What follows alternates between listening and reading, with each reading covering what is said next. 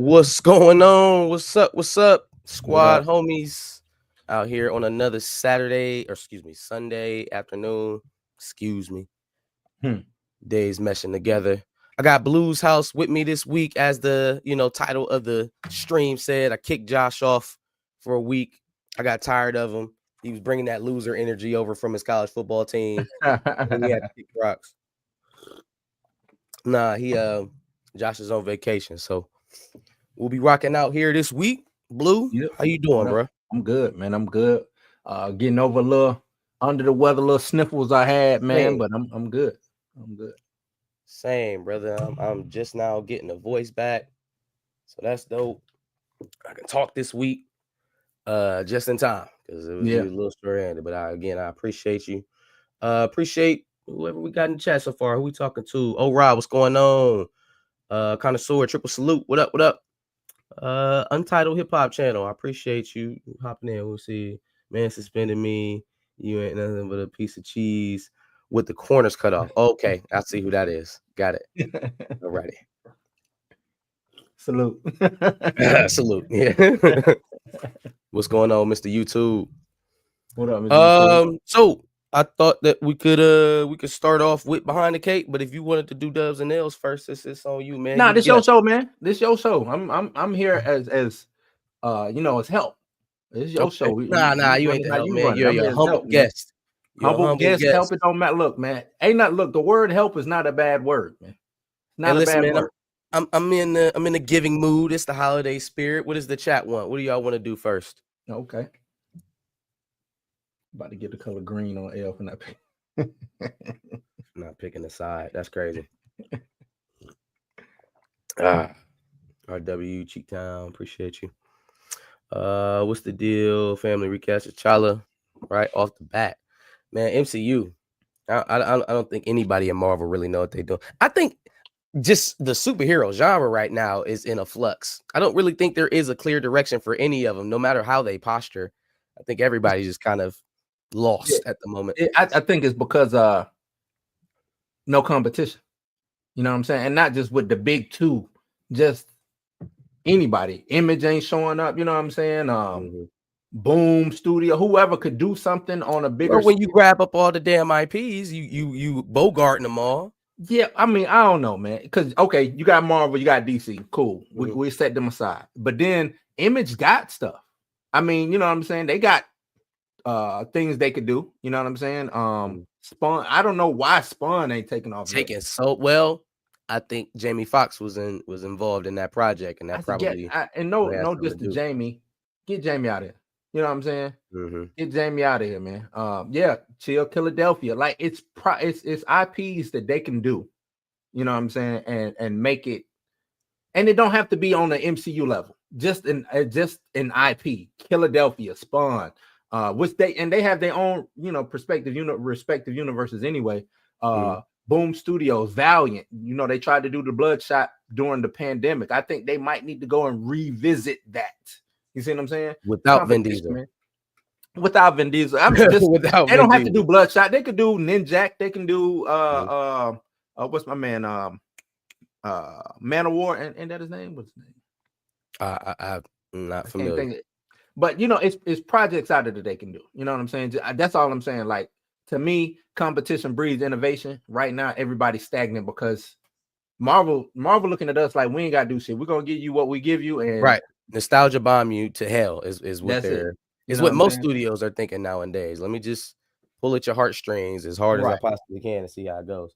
Well, we've been talking about movies here for first 4 minutes, so why not just keep that going? And we will start with Behind the Cape. Let's go. All right, man. Let me get my list up here. Well, I should probably minimize the screen so I can keep an eye on the chat. All right. I don't usually have to do that. Saying I'm gonna have to get me a little Ohio State lackey to replace Josh when he leaves. The All right. Powerpuff Boys. Oh my god. All right. So the first thing I got is that Scream 6 is going to be releasing in 2026. That's according to an interview that Marlon Wayans did with let me see if I can get the source up here. But pretty quick turnaround for what I've seen has been like a years long battles of trying to get that IP back. obviously a lot of that opened up when Miramax went under, and your boy Weinstein went upstate. Right. So that freed up a lot of opportunity for them to do it. But you see that they were prepared because they're not really sitting on it. They're not waiting. It's not last Friday. We ain't still trying to beg Chris Tucker to do some work. Yeah. They actually got to it, and looks like they're going to have a product for us here pretty soon. Yeah, I think when you're looking at the Wayne, I'm pretty sure that they was been writing. They probably had one in the tuck ready to go. They just needed to iron some things out. Once they got it, iron it out. Get as long as they bring back the core people, this should be a home run. Should be a hit. You know what I'm saying? Because it's been so, and I think that's another thing too. I think a lot of people or a lot of studios don't understand make the fans miss you. You know what I'm saying? And this is one of those things that the fans wanted it and we miss it. So it should be a home run and it shouldn't cost that much money to make. So this could, if it did 150, 200 on a 60 million budget, we good. Mm-hmm. You know what I'm saying? That's how I look at it. No, I mean, it financially shouldn't really have a problem crossing the bar because I don't think you really need to spend that much.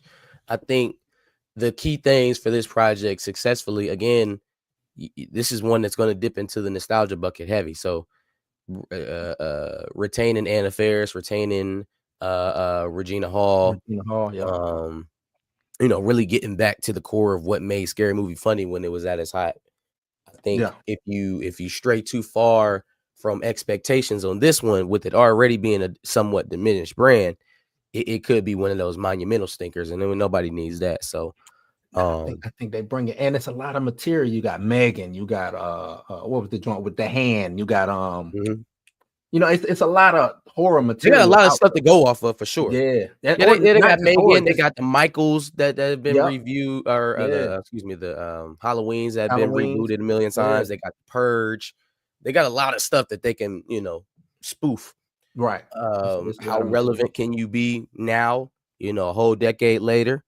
How relevant are the jokes going to be? Again, this is going to be the first time we've seen the Wayans. Well, no, that's not true. It's not true at all. And they're doing just fine with most of the projects they got going on. They all winning shit. Who was that? All the way down the list. Yeah, Damon and his son got it. They bring in. I think did Marlon show up on that? Who showed up on that? Yeah, Marlon's gonna be showing up on that. Marlon showed up on Bel-Air. He got his own thing going on Netflix. Yeah. You're right. I had to correct myself because they. I just seen Kim on something too. I just saw her on something. I can't remember what it was. I almost forgot that they had a sister. Yeah, but they all win. They are like up and down. Like whether they're all touching on something. Whether you got some of the nieces and nephews doing stand up. You know what I'm saying? I think they got a younger sister who does stand up. I think she's gay. I think that's her whole stick is I'm the gay Wayans or something like that. Yeah, but so they all winning. Not Sam J, is it? Nah. So yeah, they all winning, man. Them Wayans, and that's I think they, we say we don't give them their flowers, man. I think they should always be brought up when talking Black excellence. You know what I'm saying? Like absolutely, always bring them up, always big them up, and that's the way to do it. My family ain't that big, but if my family was big like that, I'm pretty sure if one took off, we all gonna take off. You know what I mean? So, for sure. Yeah. Be all up in your movie. You ain't gonna be treating me like Tony Rock. Nah, I know, right? Hey, but Tony Rock was wild though. Boy, you got me all the way fucked up. How you gonna offer me a job and then don't even tell me what my first day is? You don't even let me know nothing. I'm supposed to hunt you down. Am I in Chris Rock said, hey, that's you got to handle that with production or whoever, not me. I put you on the sheet. You put me on your blood, brother. That's what you say to somebody down the street. Shared a room at some point, bro. If you don't get on the phone and hey man, it's the first day. I'm on my way. You on your way? Something. Yeah. Show up when you show up, man. We'll get to you. Next thing I got up is from the actor that's going to be playing the leader in the up and coming Captain America / Falcon film / Hulk film, Captain America: Brave New World. I've got Mr. Tim Blake, who actually requested that his costume in this new movie or the new Captain America flick is going to be mostly practical. Didn't want to do the thing where I'm putting 1 million dots on my face and I just have to pretend. Nah, man, let me feel the weight of whatever, deformity or I believe it actually says that. I requested that we do what we were going to do practically. I like being able to feel the weight of the deformation on my head rather than just wearing dots. It's definitely going to play into the character. I don't know how if that's going to make a big difference in the movie. But in terms of that, I already know it's going to be 10 times better than MODOK. So that's right. that's Oh a win. man, that MODOK that's always horrible. You know what I'm saying? That when I see that MODOK that was bad, man. I really hated that. It looked like there was no effort given. It just because again, the people work on that for hours and hours and hours, and even if they got rushed, I'm like, how did somebody okay it then? How did their boss be like, okay, this is adequate product here? I really believe that Marvel is the Wild Wild West, man. I don't believe Kevin Feige got reins on anything. I believe he might find one passion project that he's like, this is the one that I'm gonna get behind. Everything else, I think he just let them run the gauntlet. That's what I really believe. Did you see the newest poster for Falcon? Yeah, he on there twice though, Chill. Is he on there? He on there is twice. Is it because I did see that they revealed the little helmet shield shit. Is he wearing that on the poster? From what I read, it kind of reminded me of like an old school 80s poster. It's like Sam going up like a missile, but then it's got all of them emblazoned on the front. You know what I'm saying? All of if that's the poster he's talking about, that's the one I just recently saw. You know what I'm saying? But he on that twice. So you got Sam soaring through the sky in the back, and then it's Sam up. You know what I'm saying? But Sam is not the star of this movie, so I don't know why Chill getting mad about this shit. Like he ain't the star. Well, it's because he's supposed to be, and no, I don't know how they expected that to work out. But this is an ensemble film, man. It's the ensemble film. It is. It's an ensemble film pitched as an Anthony Mackie solo, and I think that the synopsis, or what I can ascertain from it from the first trailer, is not doing it any favors, man. It's really not. The social undertone of it is very connected to our current political standings. Yeah. Except that you're making the original Captain America wear it now, which is extra fucked up. Because it's like, damn, my man Isaiah never got acknowledged as Captain America as it is, and now he has to be known as an assassin of an American president, or an attempted assassin. So yeah, it's crazy the way that they're not giving any reverence to what the symbolism, because they want to use Sam as a symbol of Black Americans and America, right? And I'm cool with that. I'm all cool with a Black man saying, "Hey, America, this is my country. I'm proud of America. Yada yada yada. We got issues, but I'm American. I don't have no issue with that. But he don't have to walk around in the red, white, and blue. He ain't got to do that.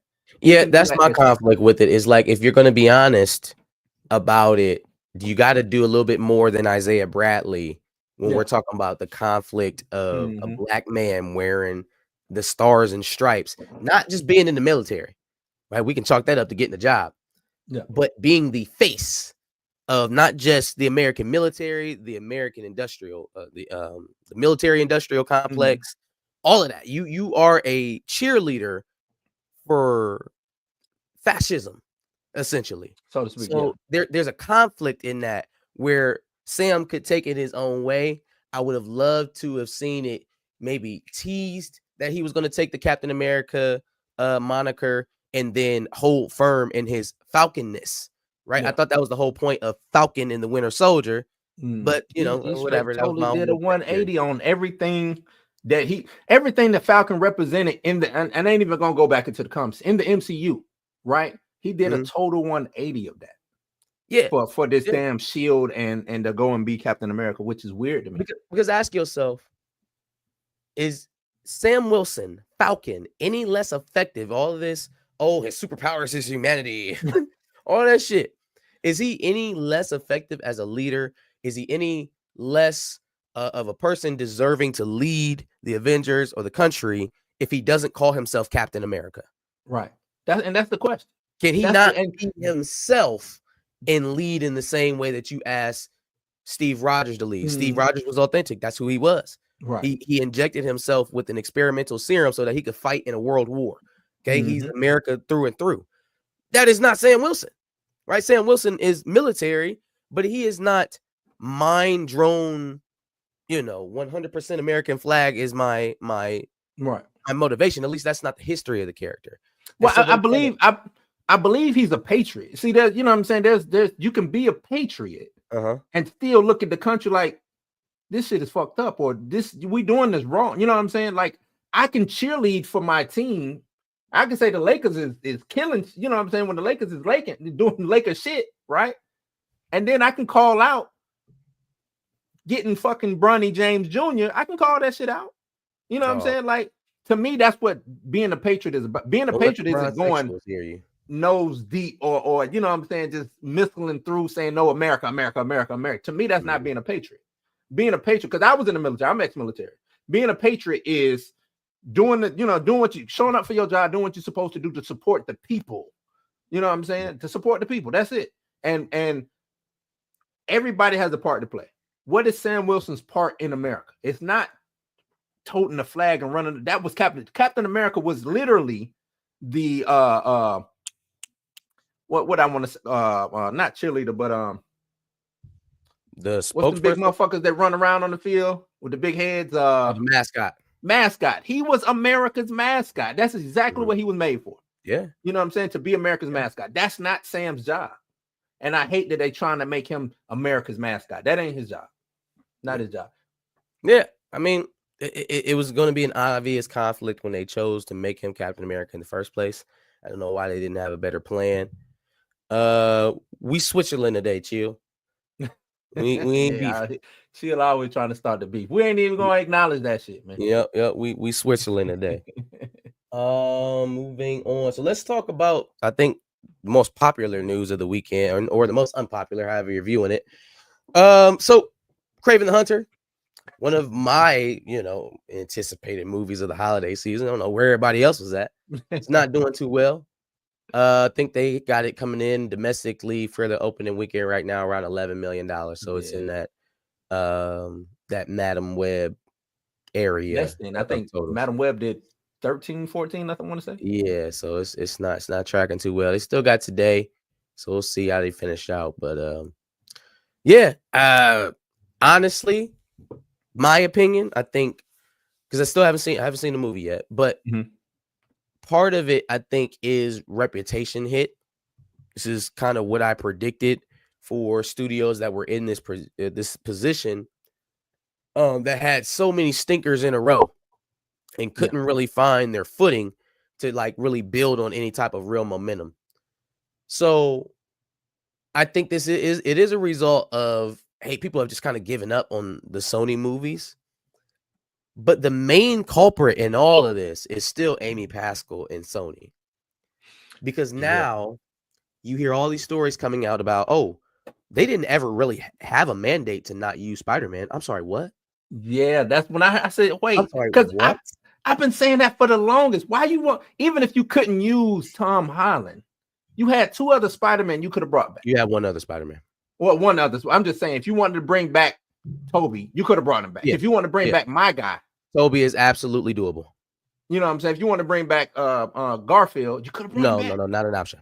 Yeah, that's always an option. Yeah, why not? That's not your guy? No, Garfield's not an option. Let's talk about real options. Let's talk about Toby. Garfield is the option. Let's talk about Tom. No, Garfield. Garfield is the, we're not gonna go there. We're talking somewhere. Yeah. Garfield's somewhere making it. They could have brought in did 2099 for all I care. They could have did fucking Miles for all, you know what I'm saying? Like, if they wanted, and I did this in my video, you can't call this the Spider-Man universe or Marvel characters with no Spider-Man. And I think they saw what Venom did, that first Venom, and they said, we can do this shit. But Venom stands alone from Spider-Man. And I don't think they understand the power of Venom. You know what I'm saying? Venom is that popular. It's Venom t-shirts. So you see Venom's face, that's Venom. You see what I'm saying? Like, Venom, he's not as big as Spider-Man. Completely sever him from Spider-Man, though, and I think that's no. They're synonymous with one each other. But what I'm saying is, Venom can stand alone and has been standing alone in comics for a long time. Sure. You see what I'm saying? Whether it's having its ongoing or just, you know what I'm saying, a 4 to 10 issue drop here or there, whatever. Venom is the man. You know what I'm saying? He is in high demand. Everybody else ain't.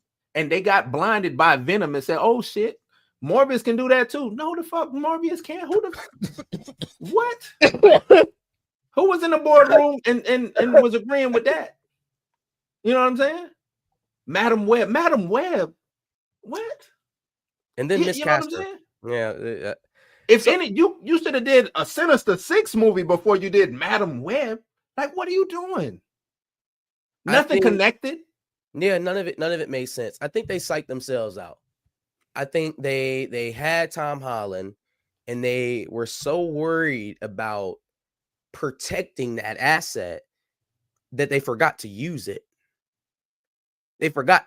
Like, it's almost as if holding Tom Holland in his contract over Marvel's head was the most valuable thing the studio has done in a decade.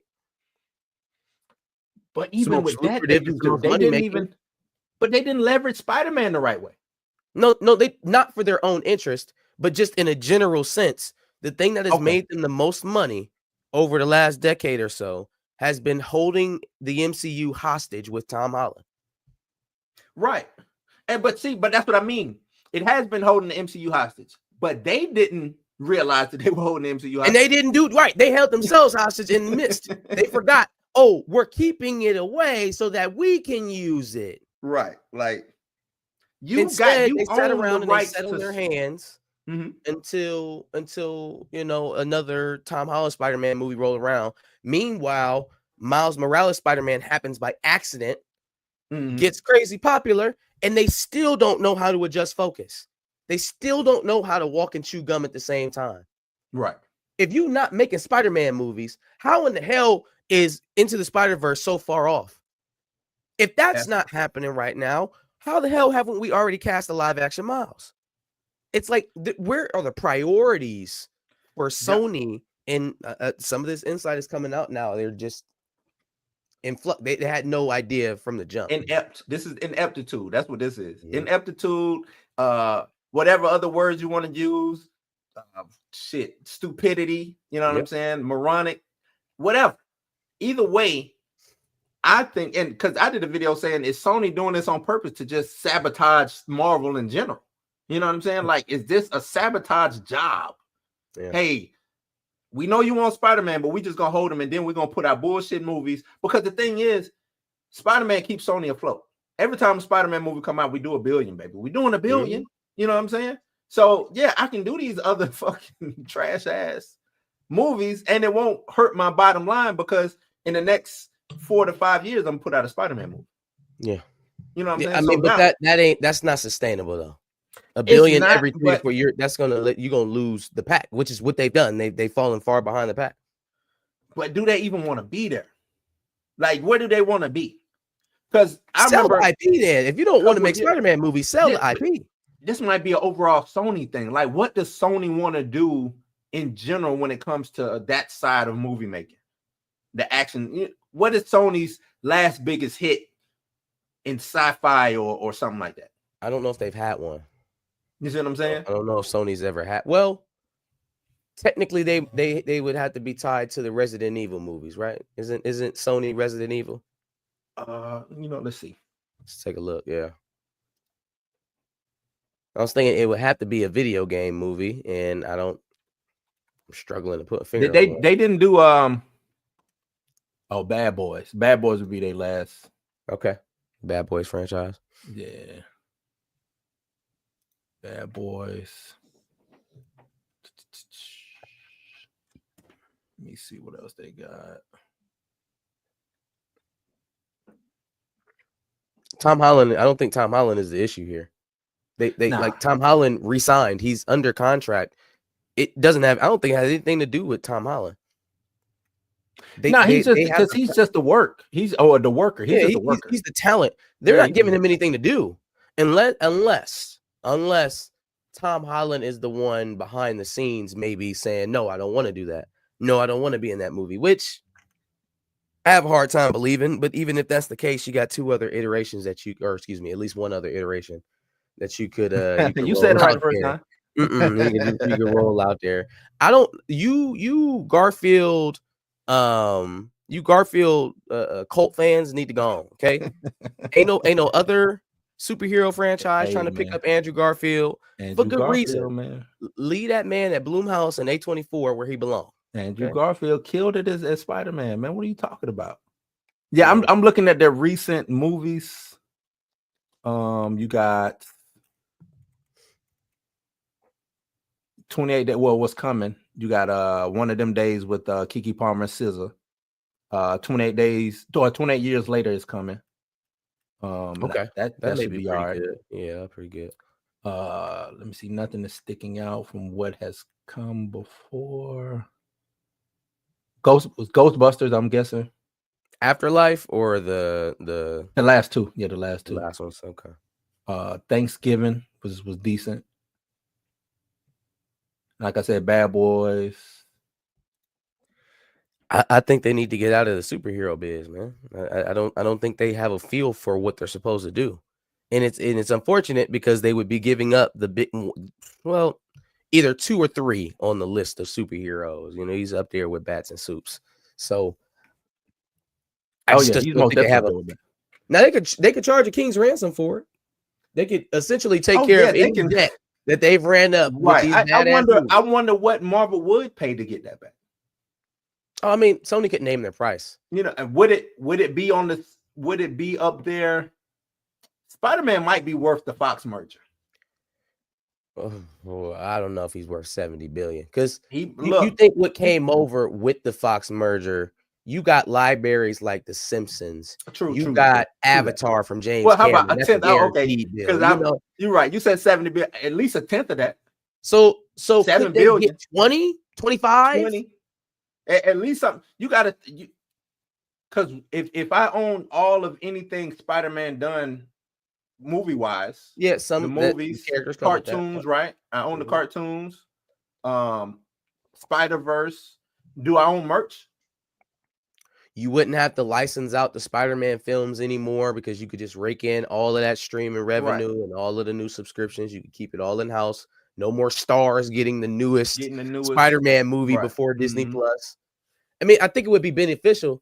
Are they in a financial spot to take another hit like that? Another, multi-billion dollar I don't think Disney's ready to sell out. To buy something? Hell no, I don't think they are. But if they were somehow convinced that Spider-Man could maybe steer them into a better direction financially, it may be something to entertain.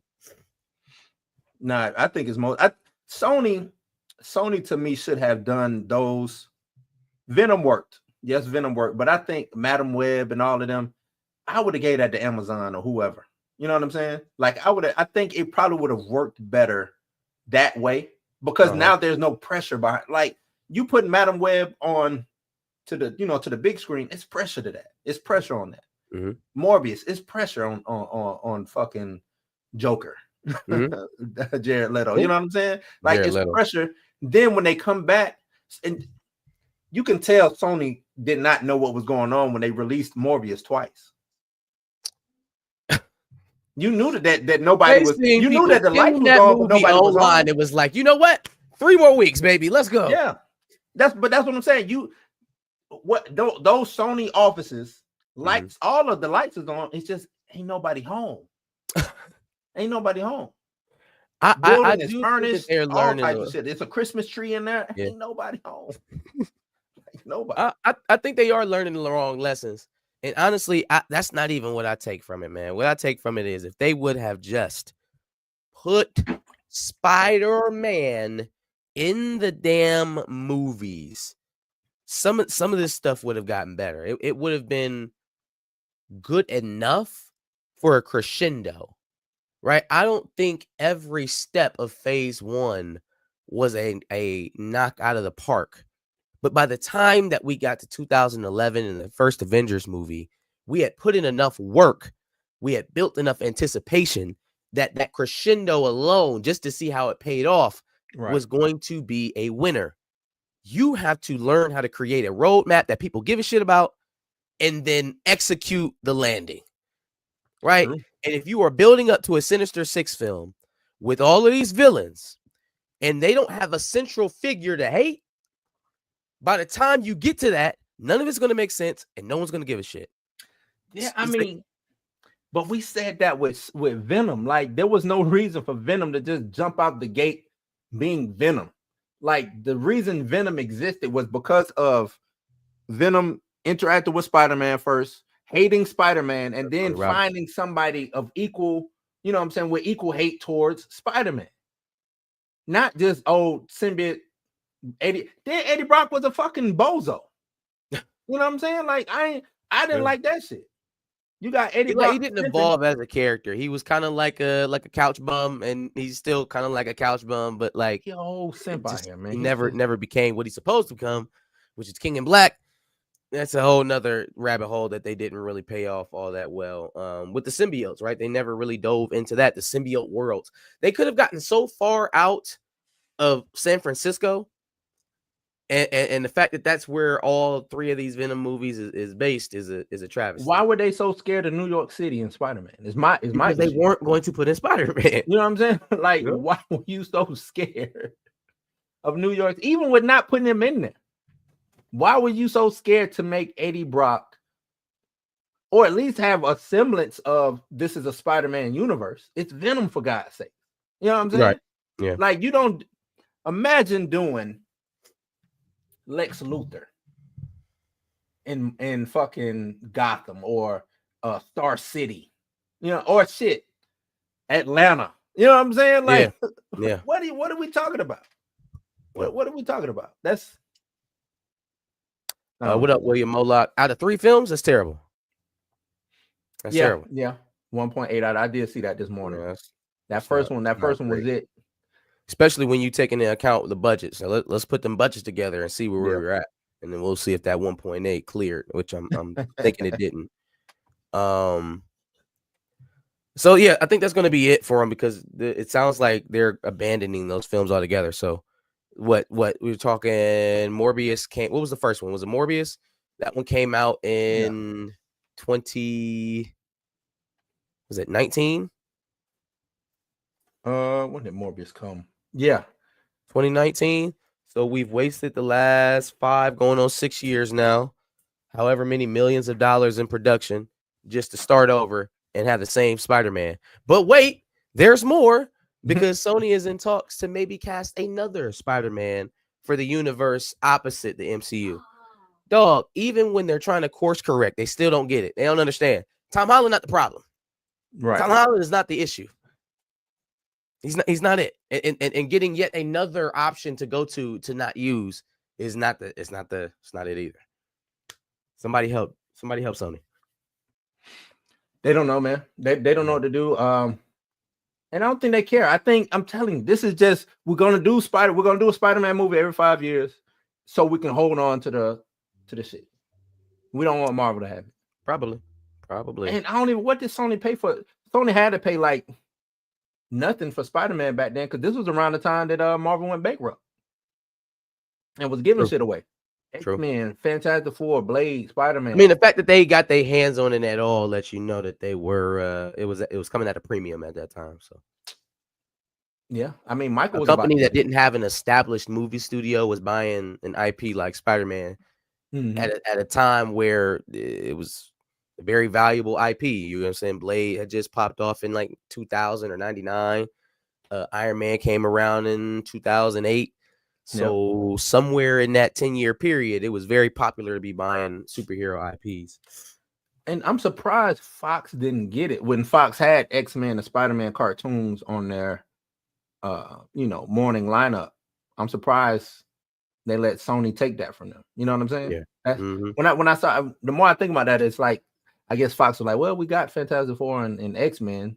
We don't necessarily need. We don't need nothing else. We good. Yeah, we good. Yeah, we good. We good on all which of that. Kind of worked out. I mean, it worked out for them. You know what I'm saying? But in a way, I mean, it made. Come on now, X-Men made money.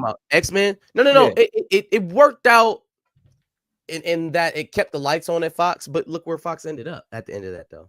And they had a couple $1 billion films in that run too. So like. Yeah. I don't put that on yourself out at the end. It didn't. Yeah, but I don't put that on X-Men. I put that on a part of Fox just ran its course. That's what I believe. I just believe you got to think Fox came out with the 80s, mid 80s or something like that. Yeah. developed all of these things, whether it was TV, because they really spun off, because it was like we're selling our movies and we're selling our sports. I think they sold their sports, and they were just keeping the news. Right. Yeah. The so local they just and who was the dude who's over Fox? Rupert Murdoch. I guess just got tired, because I believe if they wanted to, I believe that they could have kept 20th Century Fox going. I believe so. I mean, they you got to think, man. The last 3 big expenditures that they had were Dark Phoenix, Age of Apocalypse. They had another big hit, and it was already at a spot where basically the only thing that was viable at Fox left was the cable news and the football contract, the NFL contract. Right. By the time they sold off, nothing out of that Deadpool and Deadpool 2. Well. Deadpool and Deadpool 2. I'm sorry, I forgot about Deadpool. You're right. Mm-hmm. Yep. The Predator. I mean, I get it. Kind of falling off. Yeah, I get it. I think, yeah, I'm with you. I follow. Let me get on here so we can get on to our next topic. Hold on. Yep, there we go.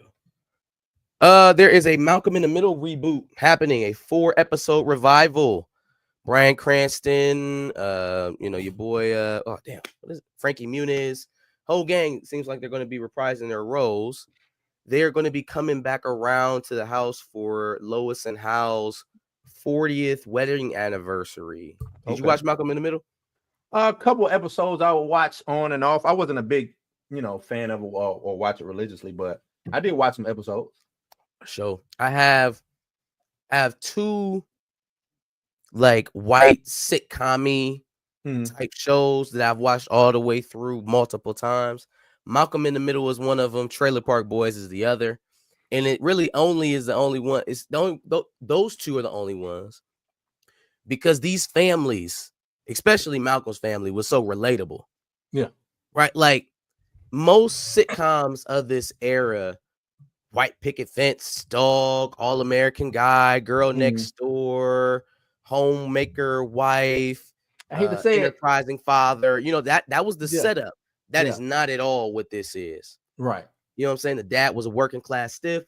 Mom was working an hourly wage job. All the kids were bad as hell.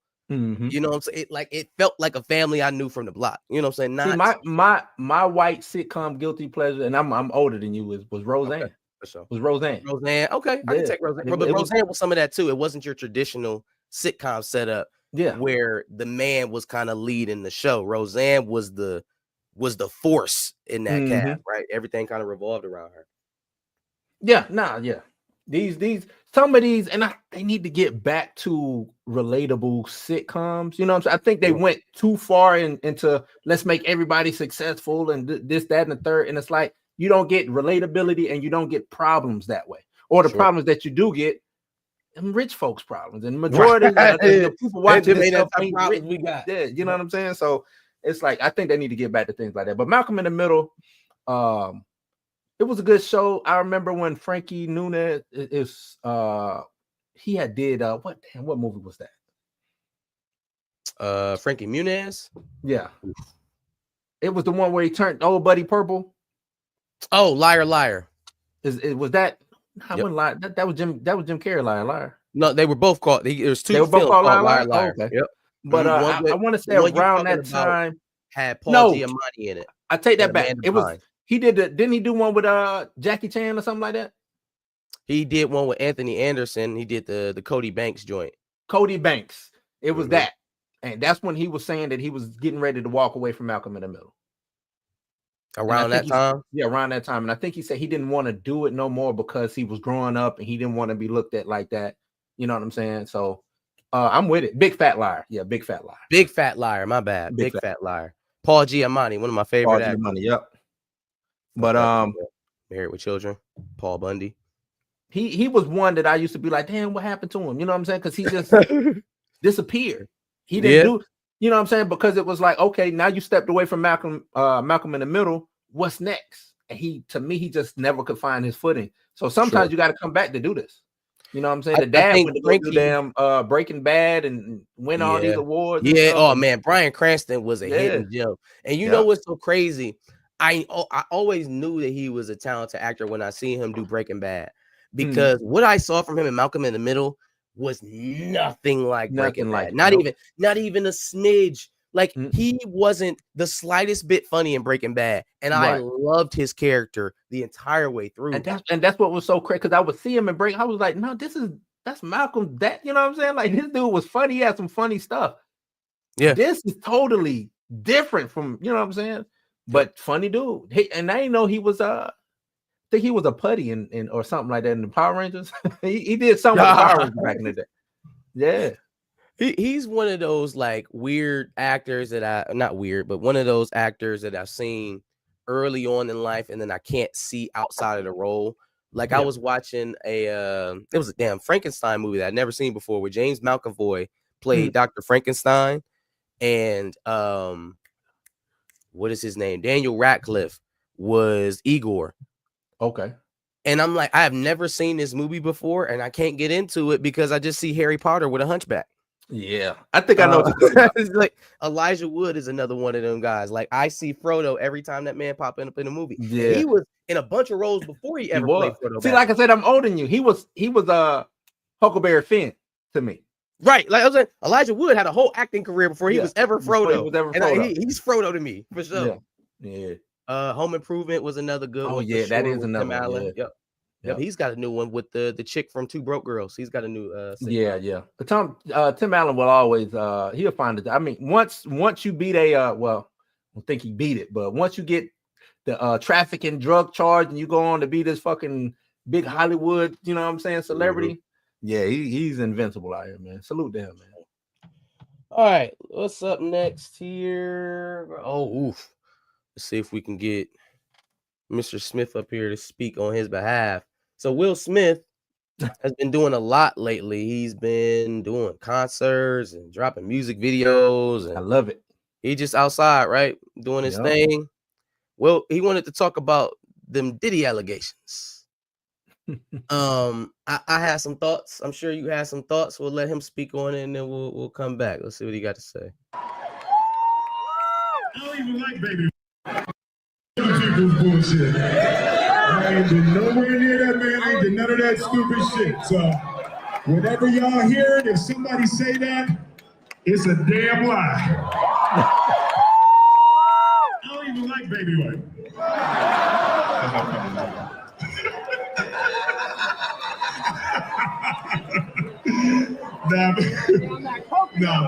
But I haven't said that publicly. I just said y'all the first time. I usually don't respond to dumbass stuff because it's like people. It's so many things people say, so much stuff, but you know that one it was your memes was doing too much. Y'all was having me mad. This song is called Bulletproof. All right. Chill out, Will. First of all, everybody heard that, right? I didn't just play that for no reason. Everybody heard that. Yeah. All right, bet. Okay. So thoughts? What you think? I like it, man. And the reason why I like it is, and I'm gonna touch on it when it comes to our dubs and L's, you know what I'm saying? We keep lumping everybody together just because they're co-workers. Guilty by association. Yeah, and I don't necessarily like that because Diddy and Will Smith might not even be friends like that. Yeah, they, like I said, they co-workers.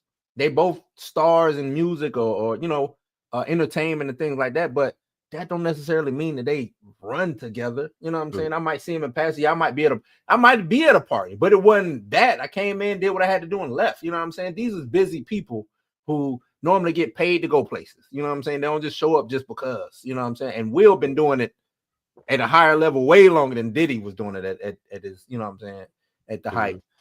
So I like that he said that, and he's trying to get out in front of it because we know Will, Jada, and you know, they done had it rough for the past 10 12 years, maybe a little bit longer, 15 maybe, you know, with rumors and things for surrounding you know, their relationship and what they're into and stuff like that. But to try to put that on his jacket, I think he got enough on his jacket already. Let Will Let like that one go. yeah, man. Look, Leave I Will just slapped alone. Chris Rock. My lady out here talking bad about me. You know what I'm saying? Every chance she gets, she bringing up the dead dude that she's still in love with. You know what I'm saying? Making me look bad. She fucking my excuse me. She get with my my son's friend. Yeah, you know what I'm saying? Like, nah, I got it. I got enough going on. I'm with him. I got enough going on. Y'all not finna throw that on my jacket too. I'm good. So I'm with you on that part. I'm with you on the birds of a feather thing, because that's a slippery slope, right? Because all of these celebrities want to be seen with each other. Does that necessarily mean that they like each other? Does that mean that they support each other's lifestyles? Does that mean that they hang with each other outside of what's seen on cameras? No, not necessarily.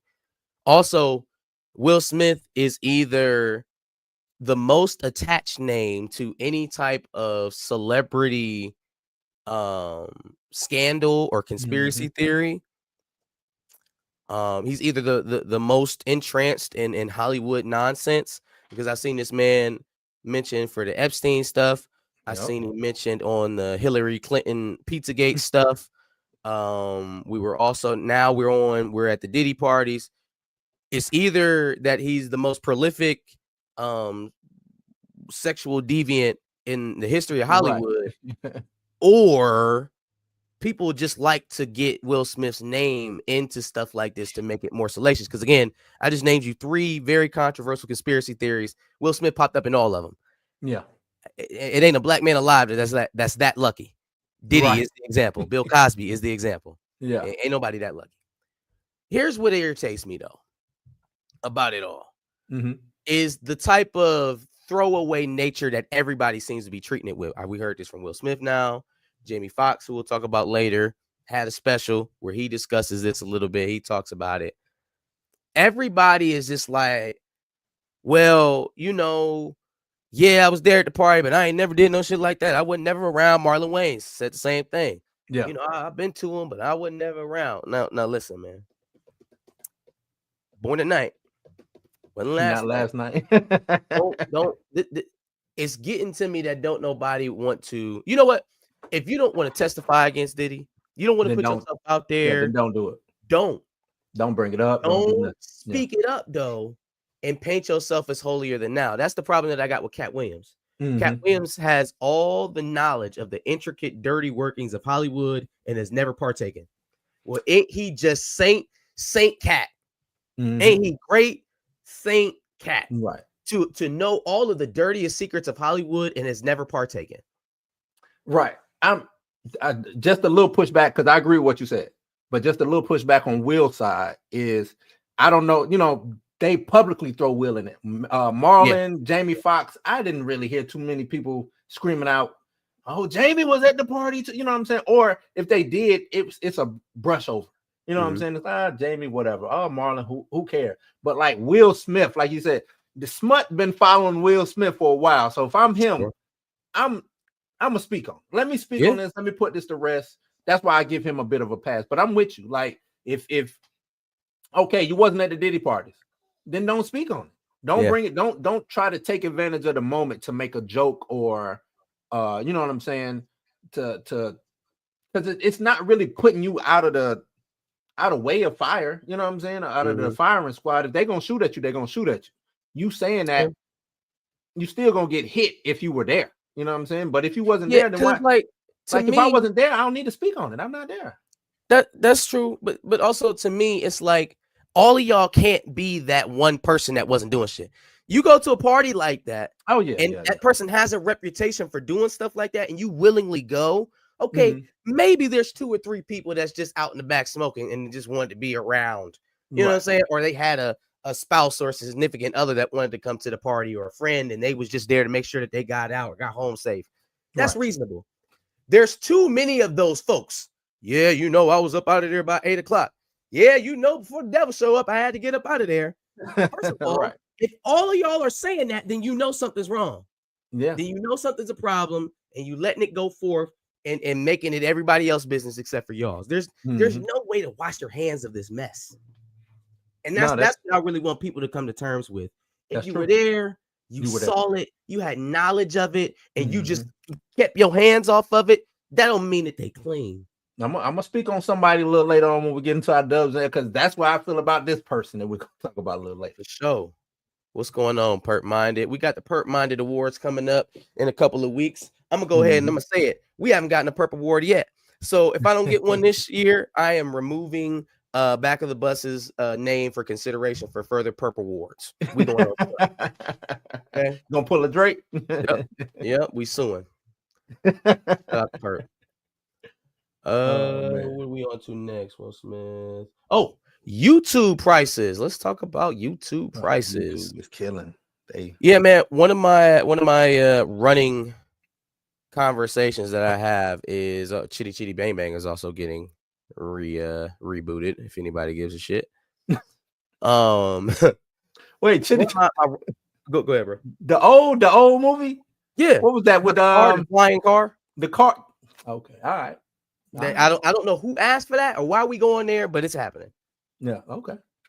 But yeah, on to YouTube TV here. So one of my running arguments that I've had for a long time since I worked for a cable company is that the streaming age or the cable cord cutting age or whatever, the great turn on media, whatever you're describing it as, from hardlined or standardized cable packages onto strictly streaming services has been very much so over exaggerated, mostly due to the marketing of those said companies that want you to cut the cord and move to their new form of collecting payments and providing their service. Now, isn't it interesting that well, let me ask you, because I don't want to set up the take all by myself. What was one of the biggest advantages to cutting the cord, Blue, when this whole thing started? Price. It is cheaper. Why are you paying $150 for internet and cable when you can get internet only and watch everything that you want to watch? Why would you do that? Right? Now, of course, a lot of people fed into that, and there was a sub-market that birthed. And of course, people did go that route. And it's so much so that any and everybody who had the capacity to provide you content over the internet now has a streaming service. Yep. That has done two things. Driven up the price of your internet, where it was maybe when I was working at Spectrum, average price was maybe about $40-$50. Now it's about 60 to 70. Okay. Right? You take that $60 to $70 internet and you say, what streaming service can I get to maximize my profit? Let me say I'm gonna get one streaming service, which is unrealistic, but I'm gonna get one. Okay. Let's say I pick YouTube TV. Well, YouTube TV has increased their prices of their standard TV package to $83 a month. That's before tax. Nearly $1,000 a year. Damn. That's 137% increase since they started the service altogether. This was always the plan. Yeah. This was always the plan. That cable stuff is, oh my God, it's so expensive. You got to have the boxes in your house. Never mind you, a cable package that is equivalent to this value would get you streaming services for every single channel that's included in that package. Completely, like not even close to the same value provided. When you add on top of that on-demand services, if you add on top of that, if you got DVR from one of them boxes that you don't actually have to rent, you can stream on everything just like you're doing for YouTube TV. But they were able to convince so many people that this was the more fiscal option. Well, now if I put my $70 internet average, high speed, together with my $83 a month YouTube account, and I have no other streaming services, I'm still paying $153 a month. Yep. And I have so much less than somebody who has a basic cable package. It's ridiculous. It was, I remember when what was it, DVR? What was it called? Where you bought the box and it recorded, just basically it was a VCR, but it was basically a hard drive, right? Got that, it recorded your cable shows and all that. I remember when that happened. And to me, that was the flip of the switch. Once they saw how that worked, they were like, oh shit. They're getting this, they're recording our shows watching them without us getting a watch or a tick. A view. Yeah. Yep. So they said, okay, how do we defeat that? TiVo, that's what it is. TiVo. How do we defeat that? Yep. On demand. So they did on demand, right? On demand. You missed it. You go back and watch it. You can go back and watch it. Yep. Right. Boom. Netflix shows up. Not the traditional streamer as what it is now, but first it was hard DVD sent into then they say, oh, you can just this tier, you can watch it at home. You don't even have to worry about us sending you a DVD to your home and or worry about returning it and get a late fee. Just subscribe to this side of Netflix. People started doing that. Like you said, the channels or the powers that be looked at Netflix and said, wait, people will actually subscribe to watch TV? We might have some individual basis, right? On an individual basis. Say what now? Hulu shows up because that's remember with Netflix, Hulu. Hulu shows up because that's what a lot of people don't understand. Hulu was NBC, CBS, Fox, all of them coming together saying we're going to take our stuff, put it in this one location, and it worked. It worked. They had a free tier, which you had to wait. I think you had to wait a week for an episode to watch it, and then you had the pay tier to where you could watch it the next day. If you missed it that day, you could watch it the next day, and it worked like a charm. People was paying hand over fist. Then, like you said, NBC said, "Hold on, wait." CBS said, "Hold on, wait." Fox, all of the channels say, "Hold on, wait." ABC, yeah, wait. Oh, why do I need it here and have to share profit with these other guys when I can do my own streamer? You know what I'm saying? I can do my own streamer. A channel like AMC, right? That's been a staple of cable. It's a cable network. Got the nerve to put all of their new shows that they're producing. I ain't talking about Mayfair Witches. I hate that shit. Don't say nothing. You don't like Mayfair Witches? Hell no. I'm talking about the good shit, that shit that they actually want people to watch. You can only stream it on AMC Plus. You want me to pay $5 a month for your millionth Walking Dead spinoff? Are you out of your mind? Yeah. You say that, but how much money is that generating? No, they know. They do know. Because ain't nobody watching that shit. Nobody's watching Carol and Daryl in Paris. Yeah, but didn't we do this think about already? it like this. Now, this is where streaming, this is where they're backtracking. We didn't have no ad revenue coming in because it gets to a point to where if we got all the subscriptions, we can't make no more money. We're stuck every month. If it's only 100 people, they knew that at first, though. I think they looked at the American market and they said, well, there's 24 million viewers on the evening news. We got to find a way to get 24 million viewers on this TV show. That's not possible. It's not possible. You are selling curated content. You are selling entertainment. Entertainment is not news. Nope. Y'all the ones that mashed those two things together and made it one. Ain't nobody said that was the way it was supposed to be. You can't recreate that on. But I'm glad you said that because the news ended up doing it too. But that's what I'm saying. Yeah, they the ones that took that route, and now look how they look. Where's MSNBC at? Where's CNN at? Ratings wise, even Fox News ain't doing great, but they just not going belly up like the other two. Right now, because they know how to create the controversy and do all the things on top of the news. Yeah, they're the ones that decided that news was entertainment. But those two things do not run congruently. Congruent. They do not run congruently. Your news appetite is much higher because you need that information. It's a necessity. Yeah. Right. When you turn it into nonsense, people stop watching. Mm-hmm. So when you go to the entertainment side where people are looking to disconnect and you're trying to present it in the same way or trying to acquire viewers the same way you acquire news viewers, you are not going to be nearly as successful. And that's why, every channel has a streaming service, but there's probably 5 successful ones across the landscape. And you know what? And this is my argument with streaming. This is how I look at whether it's music or television or movies or whatever. They used to be able to control the consumer. They don't have no control of the consumer no more. When I had that time slot, when I had to show up to watch Martin at 8 p.m. on Fox, I had to be there or I missed it. Yep. You see what I'm saying? I had to be there. Now, the people don't have to be there till a month later. 2 Yeah. months later. Oh damn, Marcus, you seen such and such on Netflix? No, I ain't watched it yet. I ain't seen it yet. Wait, Yeah. right? You'll wait another month, 2 months. Oh, I ain't got Netflix. I might get it to watch that show. You see what I'm saying? You don't have control of the consumer. Now, not only that, you don't have control. Then you didn't have ad revenue. You wasn't getting ads.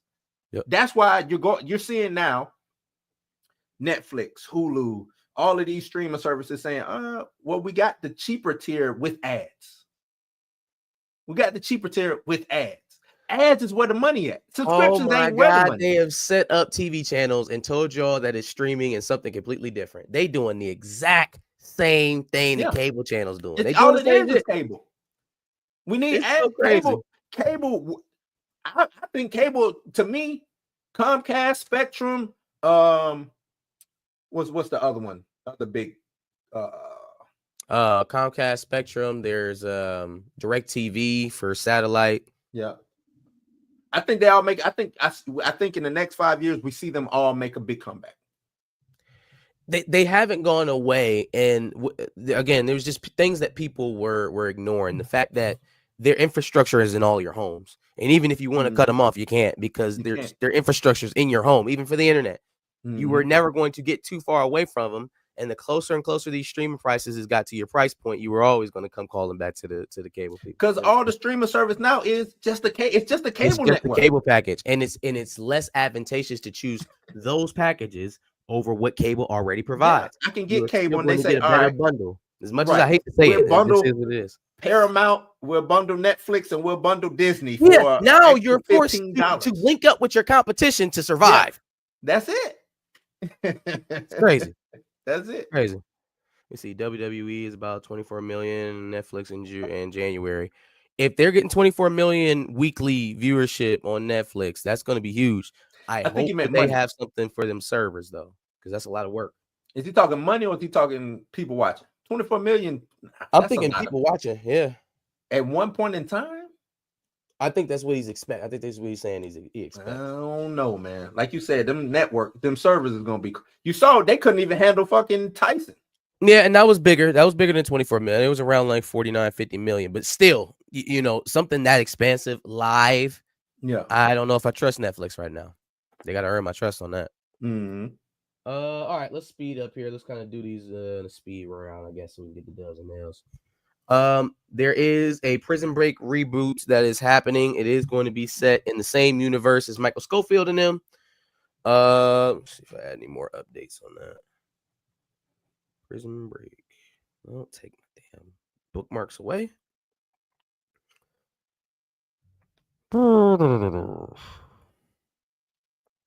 Prison Break reboot.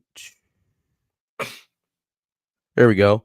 Series will be set in the same universe as the original characters. It is moving forward with Hulu. This is who's gonna be making it. So, shout out to Michael Scofield and whoever breaking out of prison next.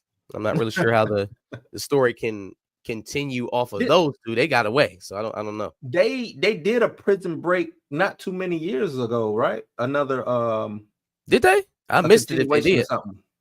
I thought it was like 6 episodes or something. I thought they did. My brother's he was a big Prison Break fan. Prison Break fan. And he used to watch it all. I tried watching, I just didn't get into it. You know what I'm saying? This was around, I was watching Heroes. So I was watching, it was either Heroes or Prison Break.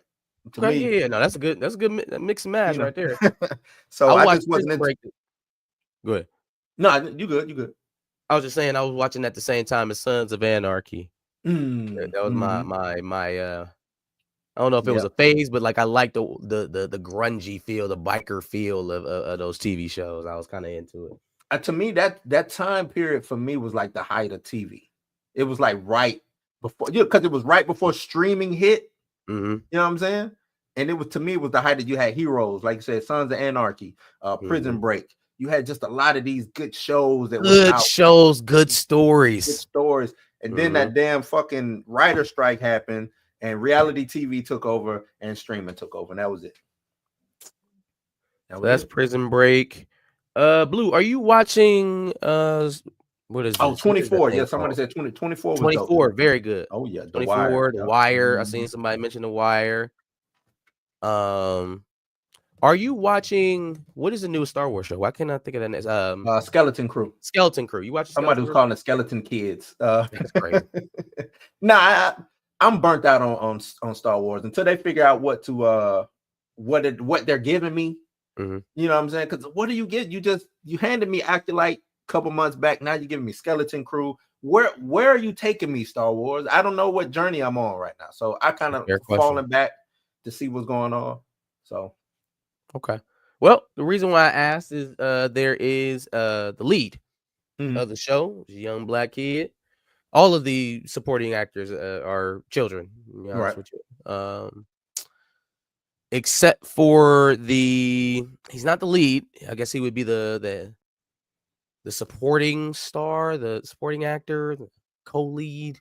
I don't even know where you would peg him, but Jude Law. Right? Now, obviously, you think there would be a pay discrepancy just off of experience alone.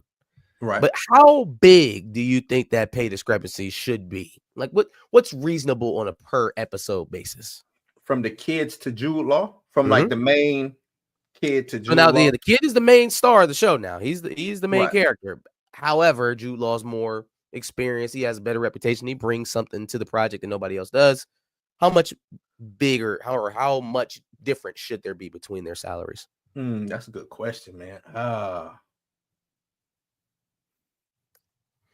I said, let's say if the kid was getting 300,000 episodes, I'm just throwing numbers out here. If he was getting like 300,000 episode, Jude should maybe get 5, 6 an episode. That sounds fair. That sounds like somebody negotiated a fair contract, and I would agree to that. I would sign my kid up for that. Yeah. Now, what if Jude Law was making 5, like you said, $500,000 per episode, and the kids were making between 20 and 30,000? No, that ain't. Jude should command. He should command the bigger chunk of the pie. I agree. What are we? Yeah, he should. But yeah, but 30. You said 30 to 20, 25 to 30 is what you said? $20,000 to $30,000 an episode. Oh no, man. What? No. Now again, what you said is right. He's Jude Law. Right. I get it. I understand. We on the same page. Especially if I'm if you put me out in front. No, you don't put me out. You made me the star, bro. Yeah, you don't make me the star and pay me. That's how you get. Because if it takes off, right? Let's say it takes off. These kids is gonna come back and want to renegotiate. And you better believe I'm gonna hit you over the head with $550 per. Right, especially if one of them becomes the next Urkel or something like that. Right, they're gonna want to renegotiate their contract, and Disney's probably gonna look at them with the stupid face like, what? And then they won't give them, or they'll throw another 10 on top and then raise Jude Law's price because he's gonna be like, well, shit, if y'all gave them a raise, you know what I'm saying? Not Jude making $750 and the kids is making $40. This project doesn't need Jude Law. It honestly doesn't.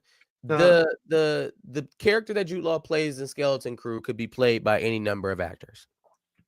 A charismatic, athletic build, vaguely attractive.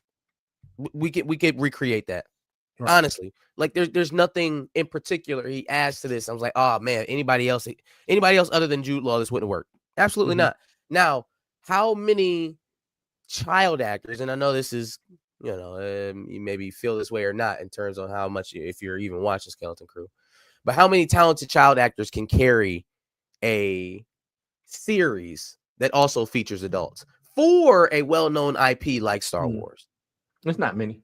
And I'm telling you, the kid is doing well. If there's any problems with this show, it has absolutely nothing to do with the lead.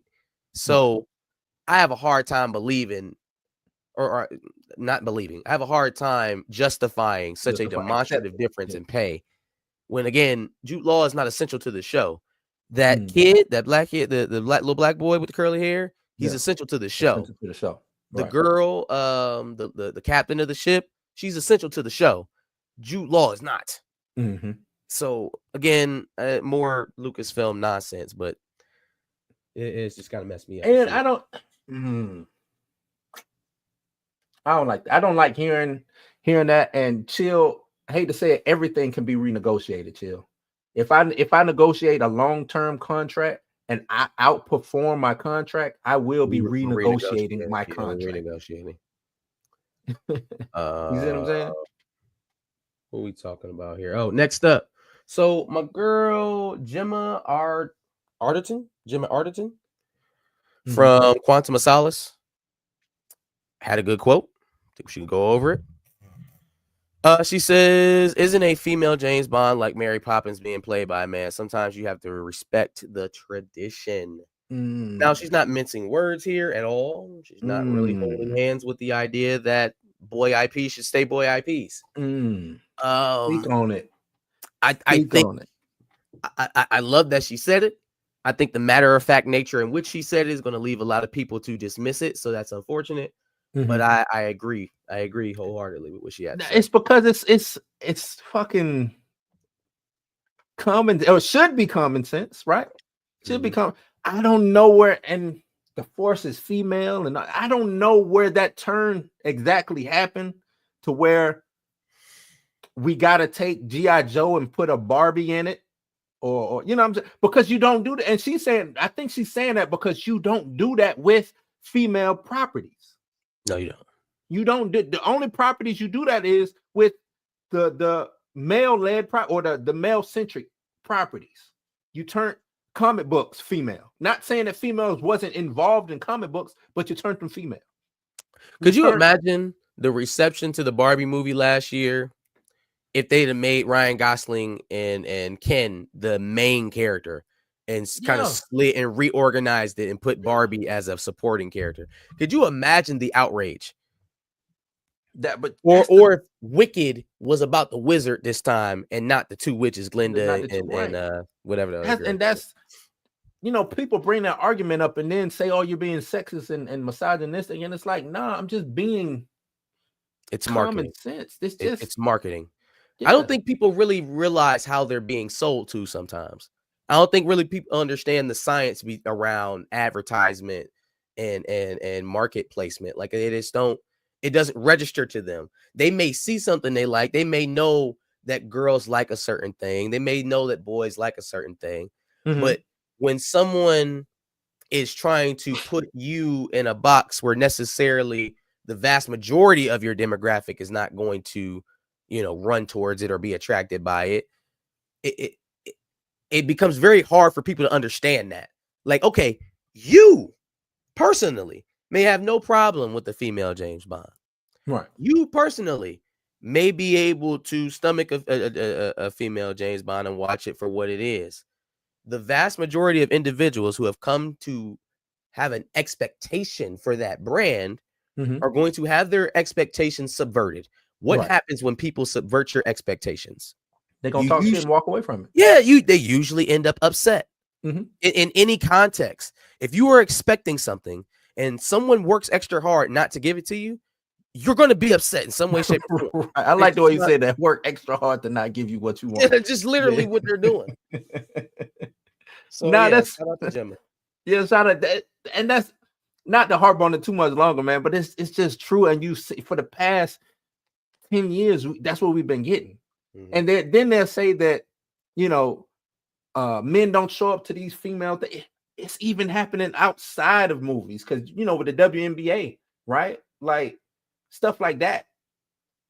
I ain't even gonna get into it, man. We just leave it at that. Jenna Bond and Michael Poppins. Yeah. Yep. Okay. Yeah. Dick Van Dyke, but Mary Poppins. Yeah, I mean, just imagine some of these roles. If Mrs. Doubtfire got rebooted and it was Mr. Doubtfire, it was a woman dressing up as an old man being a babysitter. You know, you're completely flipping the concepts on their head sometimes. It don't even make sense. And the thing is, a female Bond, yes, you have your detractors and your naysayers and things of that nature. It could. I'm not saying that they should do it, but it could work if it's written in a manner that men want to see it. You see what I'm saying? Like write it to a. You got the ballerina coming out from the John Wick situation. Now, if it's in the same vein as John Wick, people will show up to see this girl go around shooting people in the head, and you know what I'm saying? Oh, we are going to review it. We're reviewing the ballerina. We did the one with Winston as well, and we had always planned on doing the ballerina. It was never not going to be something that we picked up. Just like we're doing Day of the Jackal now. We don't have to keep saying this over and over again. You can make badass things with female leads if you care about the story more than you care about having a female lead. It's been done time after time after time. That's why I don't understand when they say, "Oh, you didn't show up for the Marvels or you didn't show up for that." No, men showed up. Y'all didn't show up. Yeah, I was saying you didn't show up. Don't say us. Nah, you didn't show up. We showed up and got mad because it wasn't what we wanted, but we showed up. You know what I'm saying? Like, so yeah. All right, a couple more things here, and we should be able to move on. I've got a casting for American Psycho. It's going to be Austin Butler, which is a perfect casting, and I don't know why I didn't go there first when we were talking about it a few weeks ago.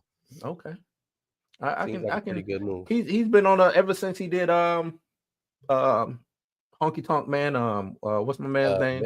Elvis. Ever since he did, he's been on the move, man. So I can see that. And that I could see him and that trajectory kind of being similar too. Christian Bale. Yeah.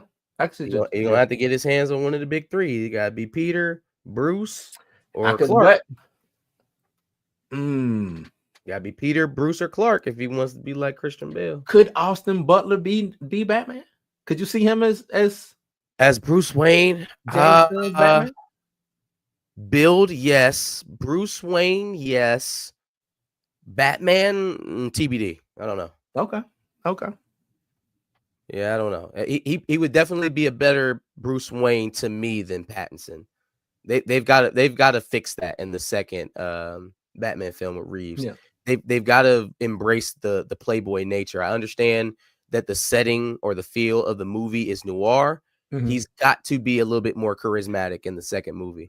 I understood was good, but it wasn't. It ain't my Batman. That's all I got to say.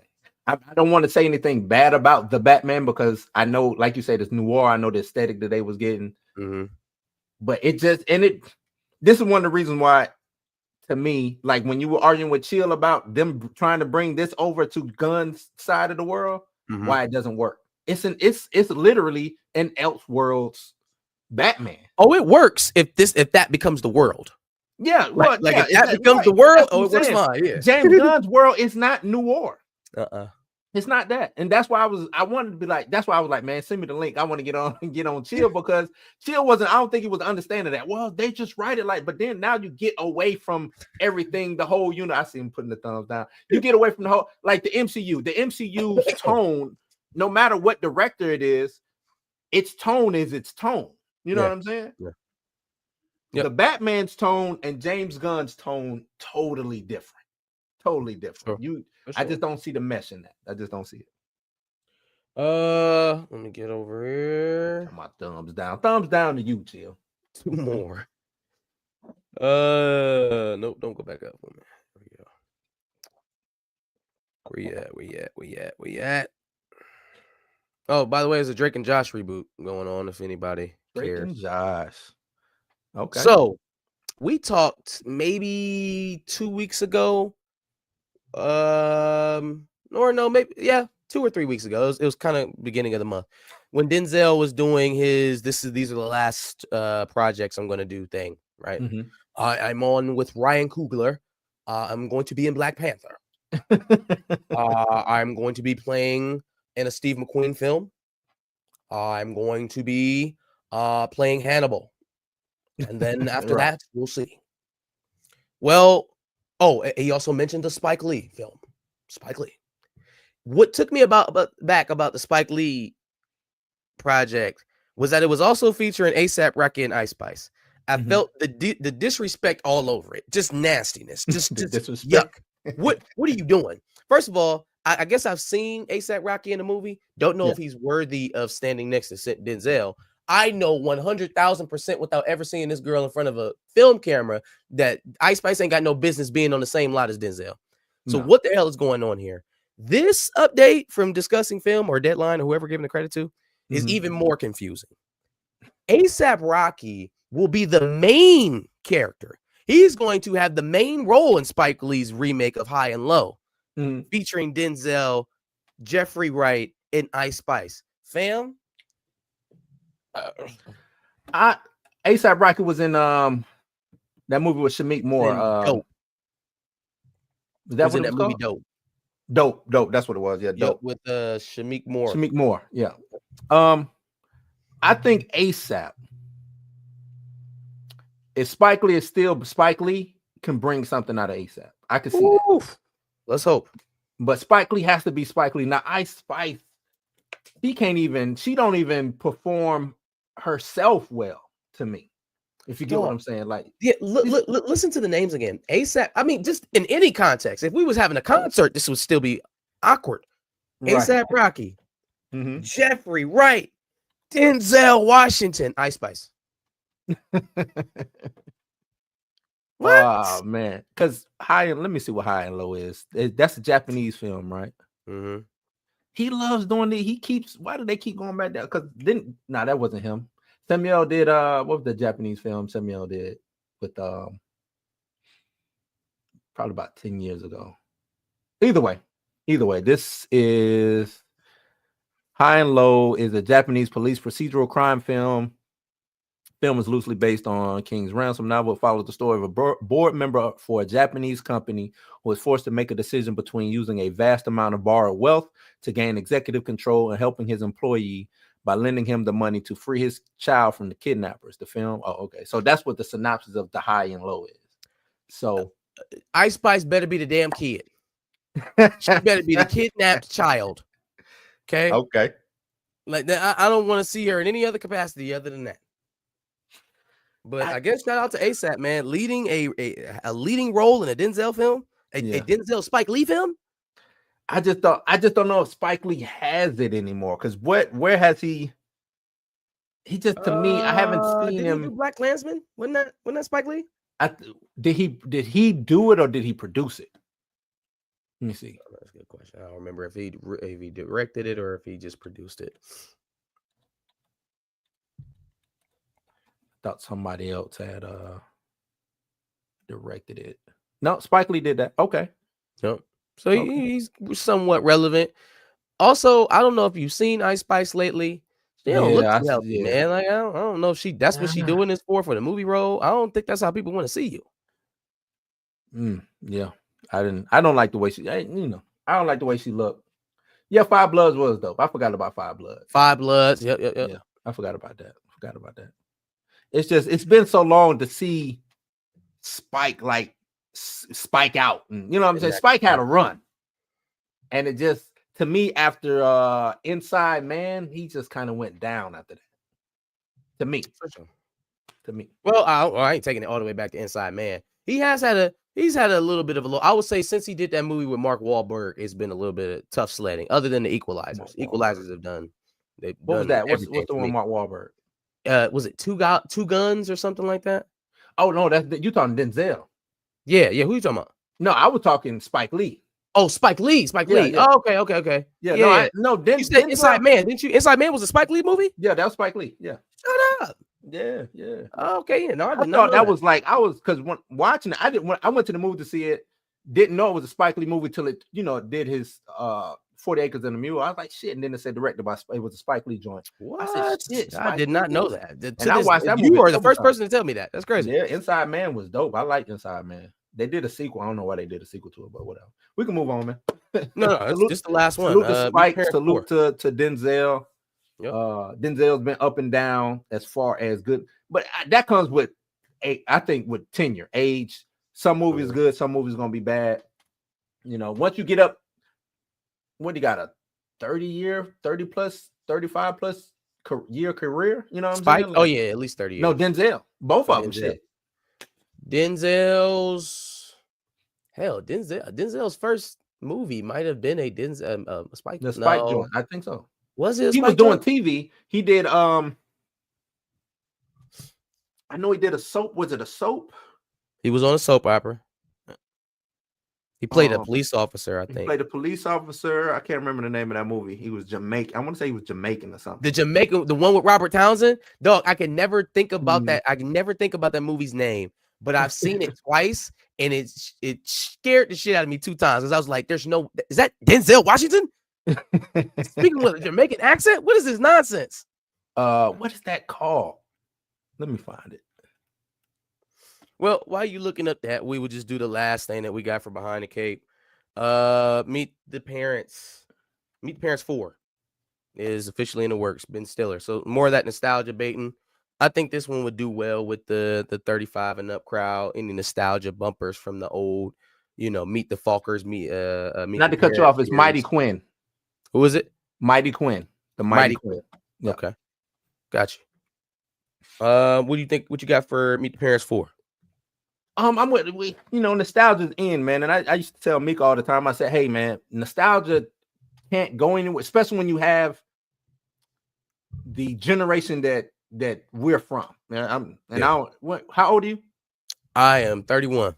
Okay, so you're not part of my generation, but that's cool. That's cool. You stop. The generation that we're from, we're real nostalgic. Real nostalgic. You know what I'm saying? I'm 42. Real nostalgic.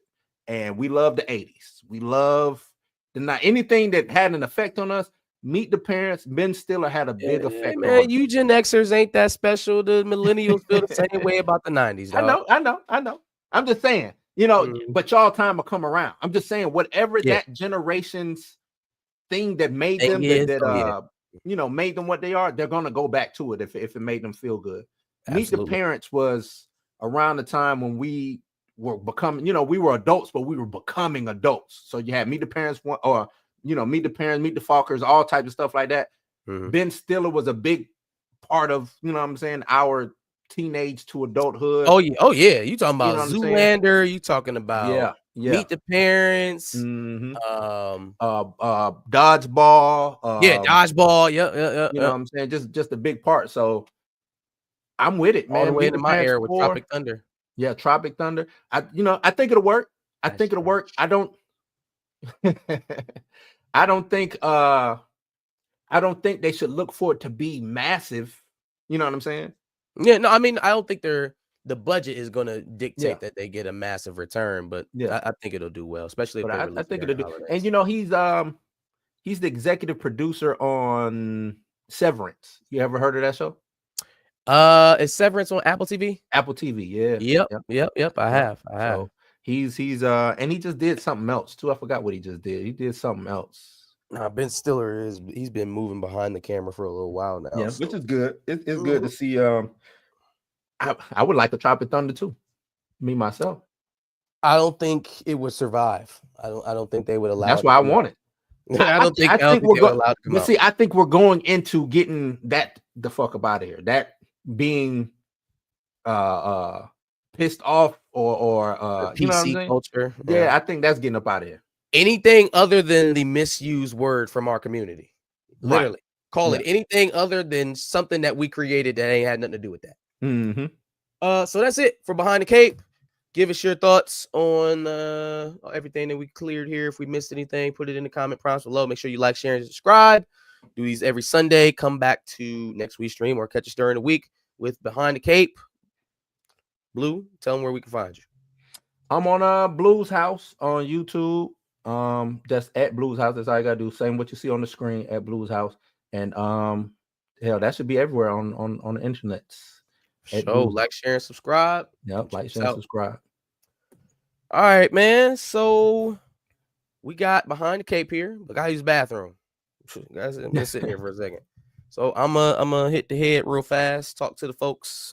Give me 30 seconds. All right, I'm gonna go through the chat real quick while you're doing the show. What we got? What's up, y'all? What's good? Scott Adkins is Batman, period. I'm not mad at that. Not mad at Scott Adkins is Batman. I want to see what James Gunn does when it comes in regards to how he handles Batman. I think it's too far out. I don't like that he's too far out with Batman. I don't like that he didn't just give us Superman before Creature Commandos. I like Creature Commandos, but I think you come a headshot. I think he should have came out the gate to start the DCU with a headshot. And if Superman is what he says it is, that's what you do. You know what I'm saying? That's what you do. You done already had us wait this long. You might as well just have us wait until Superman drops before you do Creature Commandos. So unless Creature Commandos really runs into Superman some type of way, but I really don't see that. Creature Commandos is cool, but you know, it ain't that. But he needs to hurry up with Batman, but Batman might go the way of Blade, man. I think he might be scared to touch Batman because Batman is just that big. That's what I think. Tony Roberts says, who is Ice Spice playing a stripper at a Caucasian lounge? I don't know, man. Ice Spice, like Marcus said, just done slim down real, you know, and I don't know if she's doing this to be healthy or what, but her slimming down just ain't, you know, just don't look all that appealing to me. So, you know, but I don't know who she could be in that movie. Based off of what I read, I don't know where her part rolls into, but I also don't know the characters in said movie. So I don't see where her part comes in at. And we don't. Perp says about to be Chirac all over again. With Nick Cannon, wasn't Nick Cannon in that? Chirac? Tyrese Baby Boy. Baby Boy, I remember when that happened. I had just got out of boot camp, man. Just got out of boot camp, but that was one of the first movies I saw. It was Fast and Furious, and then a couple months later, Baby Boy came out. Those was like one of the first two movies that I went to see coming out of boot camp. Baby Boy is one of my top films, man. But that's not Spike Lee though. Baby Boy is John Singleton. Baby Boy John Singleton. Five Bloods is dope. Ice Spice needs to eat more chopped cheese. Yeah, Mark Wahlberg still making movies. He's got a movie coming out with I want to say it's Michael B. Jordan. I want to say. I think him and Michael B. Jordan got a movie coming out. Mark Wahlberg? Yeah, I think Mark Wahlberg and Michael B. Jordan. I want to say I saw that somewhere. Michael B. Jordan and Mark Wahlberg. I do know that Michael B. Jordan is doing the sequel to that Amazon movie he did that's based off of Rainbow Six. And I think they're actually doing a Rainbow Six movie. So, what else we got in the chat? Third episode of Creature Commandos was whack. Are you watching that? Are you watching Creature Commandos? Yeah, I told you I was gonna be watching it. Is it good? I like it. I'm enjoying it. MoFly said it's whack. I enjoyed the third episode. It was a little bit more based off of the robot, GI robot or whatever. Okay. But I'm enjoying it, man. I'm enjoying it. But I didn't put too much. I think a lot of people put a lot of expectations on it. I don't have high expectations for it, so I'm just enjoying it. Just enjoying it for what it is. Yeah, I'm just. Do you think it's gonna bring in a lot of? Excuse me, ears popping. You got any? You think it's gonna bring in a lot of like normie fans? I think DC could stand to bring in some more general audience fans. Is that gonna do that with Creature Commandos? It could build up to that, but I doubt it. I really doubt it. I don't see normie fans coming in, not for Creature Commandos. There's no catch, you know what I'm saying? There's no bright color to bring the casual fan in. You get what I'm saying? There's no Superman, there's no Batman, there's no nothing that they gonna pay attention to pay it. So they'll probably be on HBO Max and see Creature Commandos and go right past. That's one of those. I'll watch it later. You know what I'm saying? It's one of those things. Sure. But it's good. I like the animation and I like the story. So we'll see. I think he needs a better showing than that. I think he needed something a little bit bigger, but we'll see how it goes. I agree. Like I said, I didn't put the expectation on it because I kind of figured you got this. You can't. That's like the MCU coming out with Guardians of the Galaxy first. Mm-hmm. No, there's nothing shiny in Guardians of the Galaxy. An animated Guardians of the Galaxy. Yeah, and the animated Guardians. It's nothing shiny in that. So, but yeah. Ready to kick off Dubs and L's? Yep. Let's go. All right, let's get it. W's and L's. The weekly show where we give a W to the things that we like and an L to the things that we don't. Again, kick Josh off the screen for a week. It's part of his punishment for losing the rivalry game, Michigan, Ohio State. Man, I'm really getting tired of abusing them, but it has to be done. I got Blues House with me. Wrong way. Blues House with me this week, though. Blue, guess go first. All right. My first L, I'm giving to the NBA. Giving them to the NBA. Their not attendance, but their viewership, their ratings has been going down. Thanks. And I want to attribute that to the softness of the league them promoting the 3-pointer over basketball, and LeBron James. Hate to say it, but LeBron James. Yes, he's a draw. LeBron James will always be a draw. He's a draw. He's a superstar. You know what I'm saying? Been keeping the NBA on his back for a long time, but he's also made the NBA weak. He's made it real soft to me. And I'm not saying that to diss LeBron James, you know what I'm saying? But he just has going from team to team, putting teams together. Kind of want to attribute it to damn Steph Curry for the 3-point. Well, it ain't his fault that everybody want to shoot threes, but he was good at it. He can do it. He's the best at it. He can do it. And now everybody, you know what I'm saying? But yeah, I'm looking at the NBA. I'm like, I don't even like watching the NBA no more. You know what I'm saying? Oh, and college. I attribute it also to college. The reason why the NBA can't make stars is because college don't make stars. All the stars that I grew up with, I followed them from college to the NBA. To the NBA, yeah. You know what I'm saying? College does one and done. I don't know who comes out of college no more. Dude just shows up. The NBA draft every spring or every summer, whenever the NBA draft happens, it is the most like irritating watch because I'll know the guys that are coming out of Michigan and nobody else, or the guys that are coming out of the Big Ten and nobody else. Because again, like you said, it's a bunch of 17-year-olds trying to go and play professional basketball after 1 year in college. And it's like, you haven't given me time to even build any type of affinity for you as a player. The last player that I feel like out of college who played multiple years that I had a chance to watch multiple years was John Morant. John Morant. Did 2 years at Murray State. And I got to see him in the tournament his second year. And I already expected him to go nutty. Right. He actually won me a little bit of money. I picked him to go to the Elite Eight that year. Okay. But that was like one of the last athletes that I can remember that I tracked out of basketball, at least. I think my last one was Zion. Okay. But I think only because he was just such a phenom, big dude coming out of Duke. But I hate Duke, but you know what I'm saying? Just they made him a star, household name. But it's hard to follow the NBA because you don't know who is a star. Let me ask you this: who's a star in the NBA? Stars, who's good? Who's a star? Who's a star? Who do you see the NBA saying this is the guy who's going to be able to take us to the next level? So obviously LeBron James, but he's on his way out. I think Giannis is a star. I think Steph Curry is a star. I think Kevin Durant is a star. No, the next star. The next generation? The next generation star. Because Steph, KD, I don't put Giannis as a star. I wouldn't. Okay. I think they would like if it's Ja Morant or Anthony Edwards. I don't think that they fully put the weight of the league behind either one of those individuals because they haven't proven that they can carry it. Right? Like think about the people who have led the league. At least in our lifetime, since we've been watching basketball. You had LeBron, you had Kobe Bryant, you had guys like maybe Tim Duncan, you had obviously Jordan, and then before that era, you had the Magics and the Birds, right? Those guys, for the most part, with the exception of Magic, led very secluded lives. They had families. They wasn't getting caught up in baby mama drama. The women that they were dealing with were all over the internet talking about it. The women that they were dealing with weren't once, twice, 3 times removed from other NBA relationships. Right. You know what I'm saying? It was just a much cleaner way of presenting. LeBron James obviously married his high school girlfriend.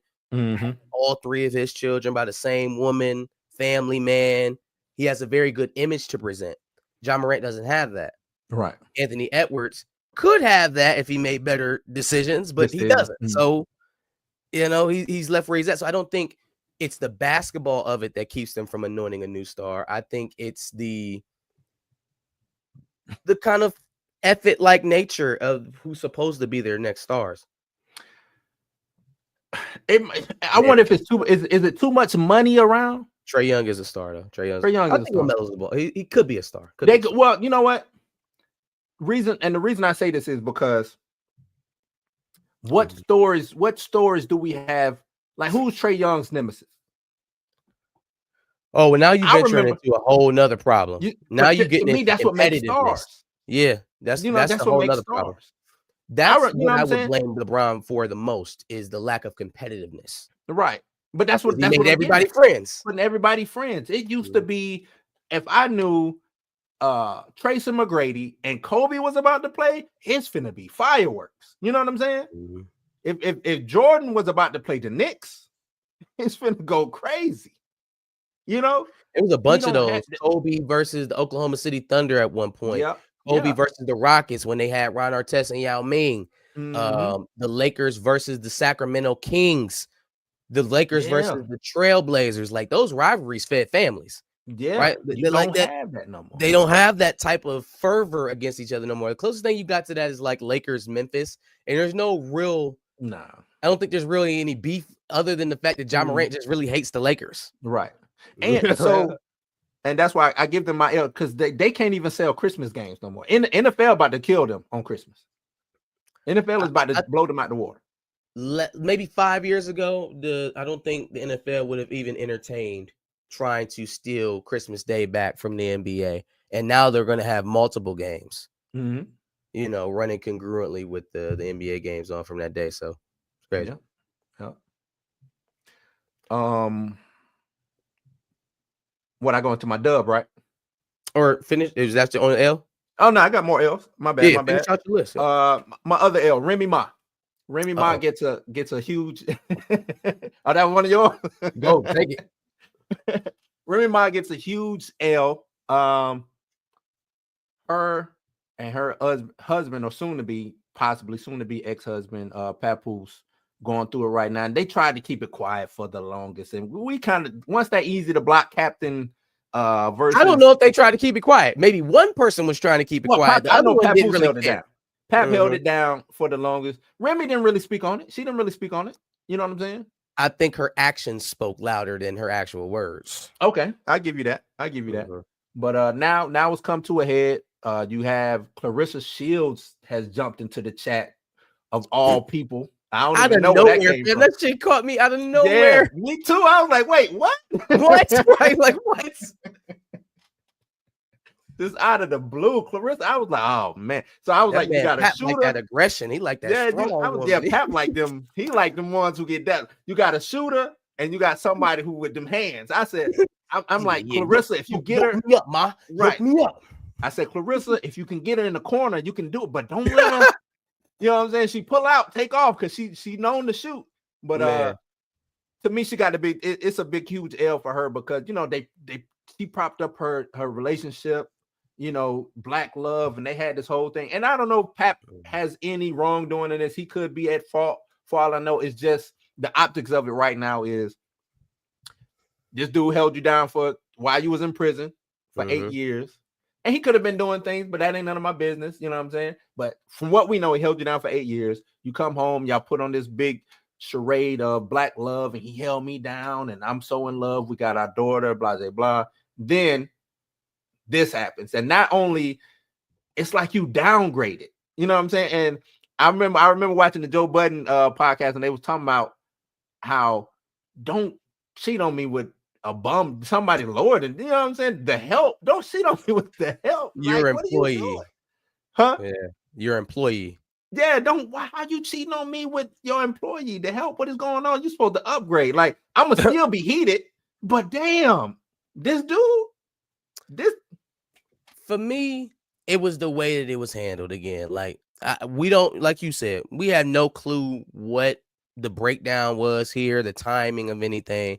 What I do know is that while both of you were holding up the appearance of still being together, that you were also arm in arm with one of your employees. You out at smack events and people calling you out for it in the middle of the rap battles. Like, it's obviously visible enough for people to have picked up on it and for people to be including it in their material for rap battles. So you wilding. You ain't nowhere near secretive enough. You not moving right at all. And like, again, I can't make her be with Papoose. I don't even know if Papoose deserved the loyalty at that point. But the way you move and discredits him and you, it makes you look terrible. Nuts. Like insane. you said, He held you down for all them years while you was in prison for shooting your best friend over money, Yep. right? Like, he also kept his mouth shut while you was out here gallivanting with this nigga who's not measuring up, right? Like, it is a second-rate battle rapper as it is. Right. He ain't Not even to the man mention- in his own field. He ain't even the man Yeah, in his own field. not to mention he works for you. So all of this shit just looked crazy as Look hell, crazy. right? I didn't like the way it was handled. Now, how all of this unfolds, apparently there was a squabble, right? Now there's beef over what happened in the squabble. Oh, well, I knocked Buddy out. Oh, well, which Easy doesn't refute. He just say that you was masked and you did it and you ran away. And ran which away, in my yeah. book is fair game.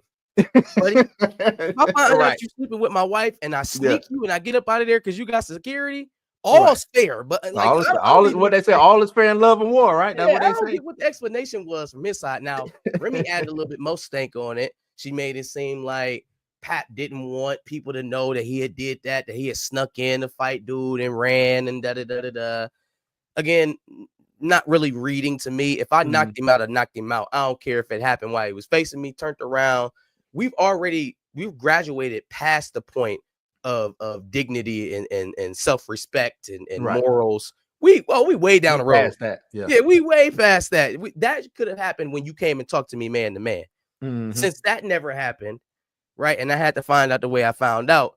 It's on site. When I see you, you don't have to see me, but I see you. Right. You ain't got to see me. Yeah, If I you see ain't you, gotta though, see me. your back could be turned. You finna catch these hands and feet. It's on, because obviously Right. you don't care. You ain't, man, you whole in jeopardy, and you don't give. He out here acting like a schoolgirl. He's so giddy.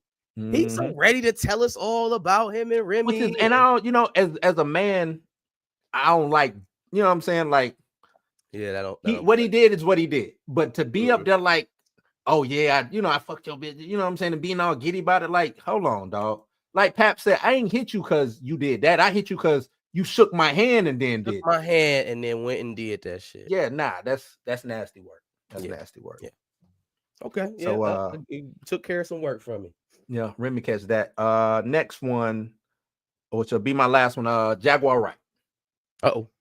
Jaguar Wright. Let me bring this up. Make sure that I'm right about what I saw. Where you want to present it?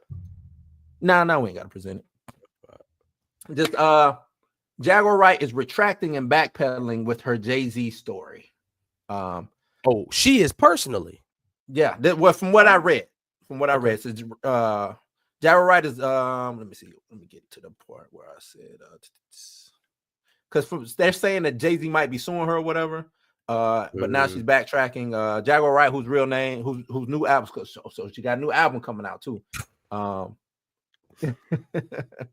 Of course. Retracted any and all negative statements about Jay-Z. According to Jaguar, she's never made any allegations against Jay-Z. If you saw her say anything negatively about Jay-Z, Jaguar claims that you were manipulated into believing it. She claims that people have been manipulating and editing videos of her, possibly using AI to make it seem like she was making disparaging remarks. No, she did not.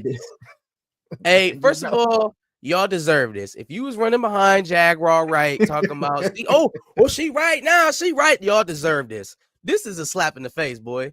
Don't you dare tell me people been splicing together AI videos. Did they splice together the AI video of you putting your son's ashes all over your face in front of that convenience store? Her story, the thing with Jay-Z, somebody said that they believe that Jay-Z smashed her back in the day, right? And I was like, okay, I don't put that past, right? I don't put that past,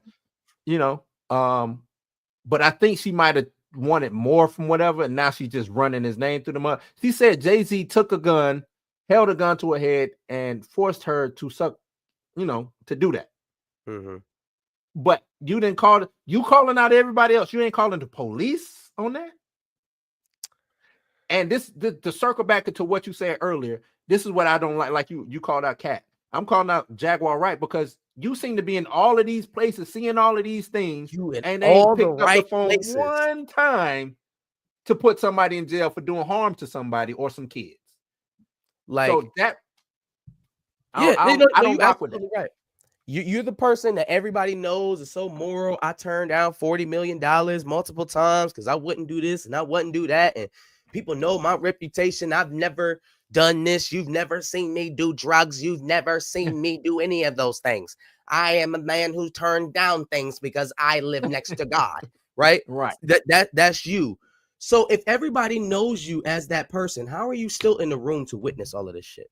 Yeah, why you? How You, you Mr. getting Holier invited? than thou, and they're still letting you sit there, Right. witness them doing this stuff? Mm-hmm. Yeah. When Cat saying that, Jaguar said, "Oh, the light," just like somebody said, Cat knew these things, and he's online. It's not him calling out Diddy. That's not a hard. That's like low hanging fruit. Oh, Diddy Yeah, going give me to somebody we don't know about. Surprise me. Surprise me. Mhm. Damn, you know what I'm saying? Surprise. Fuck who? He want to get up there and talk about all his enemies, all the people that we could have predicted he would talk about. Cedric the Entertainer, Mhm. Steve Harvey, Kevin Hart, D. Right. Ray Davis, all the comedians that he got problems with. Them is the ones that's doing all the nasty Hollywood stuff. I can't take that. I feel that same way about Jaguar Wright. I feel that she thought she deserves to be in a better position than what she's in. So she's just calling out people who either A, didn't work with her, or work with her. They didn't put the record or the album out. You know what I'm saying? Shit like that. Like, yeah. She did a video where the girl came up to her about her shirt. Jaguar Wright had a shirt with herself on the shirt, and the girl came up to her and said, "Oh, that's Haley Bailey. That's Haley Bailey. I like her." And Jaguar Wright like, "No, this is me." And you know, Jaguar Wright from back in the day. And if you look at the shirt, they do kind of look a little similar, which is a little bit okay. All right. Right. No, this was her back in the day. This was doing her industry. This was when she was in the industry. Okay. You know what I'm saying? And the girl was like, Jaguar Wright was like, "No, baby, that's me." See, that's what they do to us. Now, and I was like, hold on, I peeked up. What do they do to us, Jaguar Wright? Because all she did was misidentify a person on the shirt. What did they do to us? You know what I'm saying? I just think that she's not well. Like, I think that people took advantage of the fact that I think maybe she did see some stuff. What my, and this is the untrained mind, this is just purely opinion. I think that she has, whatever the affliction may be, she has a problem with mixing what actually happened to her with sometimes not real things. Because it's completely plausible that she saw some stuff that wasn't supposed to be going on when she worked for Bad Boy, when she was at was it Rockefeller? Wherever she was signed to. No, she was where was she? Whatever the Roots was signed to, she was over there. Okay. But some of the claims that she's making, again, they go unsubstantiated. She makes them kind of like off the hip. And for her to know some of these things, for her to have intimate knowledge of some of these situations, she would have to be connected somehow. And so it's just like it's also incriminating to a certain degree, because how do you have this information? Marcus, she told a story about Denzel Washington. Oh my God. She said she was staying, it was in Hollywood. She stays at this hotel. This is the hotel. She says, this is the hotel that Denzel comes to do his drugs. He comes here to do his drugs. He goes to a hotel to do drugs? not in the safety of his own home where nobody would ever see. I'm going to travel to the public and pay for a room to do drugs. He comes here to do his drugs. This was right before, what did she say it was? What movie it was? I can't even remember what movie. I was like, how do you, for one thing, how do you know that he comes here? And why do you know that Denzel is in this hotel with you doing his drugs? Like, doing his drugs. What are you talking about? What, that don't even make sense. Even if I saw you in the lobby, like, okay, shit, there go Denzel. That don't mean he was there doing drugs. What are you talking about? Yeah, man. She just be wilding to me, man. It's and the people who get by, oh yeah, she said, you saw what happened with Diddy. I could have been saying Diddy going down. For the past 10, 15 years, I could say, hey man, y'all know Diddy gonna go down. He gonna go down. No lie. Before the first Diddy, I really got to start like putting this shit on a calendar, because I swear to God, the shit just happens and then people take it like ain't nobody ever talked about it. It was in a Dubs and L segment. We was sitting on the couch months before the first story about this ever even came out, for the Cassie stuff. I'm like, hey, yo, we got to start talking about these Diddy parties. Yeah. We got to start talking about them because, you know, in conjunction with all of the young Hollywood starlets that he had living with him for periods of time, there's also all of these parties that everybody talking about that go wild, and celebrity sex parties and stuff like we may have to look into this a little bit deeper. Usher would live with him when he was a kid. Justin Bieber lived with him when he was a kid. You dig a little bit further, he supposedly adopted some white girl out of nowhere. Yeah, I saw that. I don't never seen her again. so like, it's a lot of stuff here. And again, it was so far ahead of it. Nobody gave a shit. Nobody cared. 300 view video went by the wayside. I mean, I didn't do a video on it, but I was like, when he changed his name to Love, I said, oh, he's trying to cover up some shit. Brother Love, why is, you know what I'm saying? Like, who changes their name to Brother Love? He is trying to cover up some shit. It's something he did. I said he did something. He changed his name to Brother Love. Then he just started giving people's masters and shit back. Now, that was a sign. When he started giving everybody they rights back, I'm like, oh, you hurting. Something going on. Do you know how the Locks can do? I don't know how old you were when the Locks campaign was going on. Free the Locks. When we was going around chanting Free the Locks, when they were signed to Bad Boy, how hard it was for them to even get to Rough Rider and be able to do the stuff that they wanted to do. This was 96, 97. I was 3 years old. Diddy was, that's how I always Diddy was not giving nobody's masters back. Even Mace just recently offered it, man. I'll pay you. I forgot what he said. I'll pay you this money. Just give me my masters back. Which is insane because Danny D. Kane, all of them other artists, they getting them, just sign an NDA. So Mason must not know shit. Mason must not know anything if he ain't getting his masters back. Or he was part of it. Could be. Mutually assured destruction. That works too. But what do we go to now? You do your losses, or I do my? Oh no, you do your whole list. Okay. So moving on from Jaguar, right? I go to my winner, which is Jay-Z. The girl, the Jane Doe did a NBC interview. I don't even know why the lawyer let her go on there and just. Leave the lawyer to me. Leave the lawyer to me. Leave the lawyer.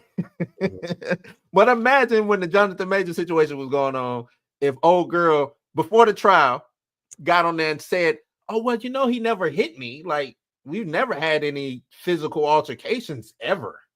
You know what I'm saying? Like, the whole case is done once you say that. So she gets on there, says what she says, inconsistencies everywhere. And I did a show with Pam earlier during the week when shout out to Pam Entertainment TV. Yeah. And we was just seeing all the holes in it. This was before we knew that the girl lived in Rochester, New York, 5 hours away from fucking New York City. Blue, not a single thing about this story now that she's actually spoken and I've had a chance to digest it all makes a single bit of sense. She's 13 years old in 2002. She's 13 years old. And is it 2000? 2000. She's 13 years old in 2000. Yep. Right? 13 years old and autistic. See, she went to the I didn't even know. I just found out about the autistic part the other day. Yeah, we learned about it in the interview. Yeah. She's autistic. She's 13. She went to the VMAs by herself at 13. How did you get the ticket? How did you get there? Who let a 13-year-old into the award show by herself? These are the things going through your when she first came out, she said she never got into the VMA. She didn't have a ticket. Her friend so I'm thinking when she first said what she said, it's New York. Then New York City, she snuck out. Okay, she walked, took the subway. No, her friend drove 5 hours. What? But this was before we knew. That's what I'm saying. This is when when it first came out. I didn't know nothing. 13, but in my head, I'm like, okay, a 13-year-old in the year 2000. 13-year-old in the year 2000 was not what 13-year-olds are. No cell phones today, right? No cell phones. You can't work at 13, so you probably ain't got no damn money. No money.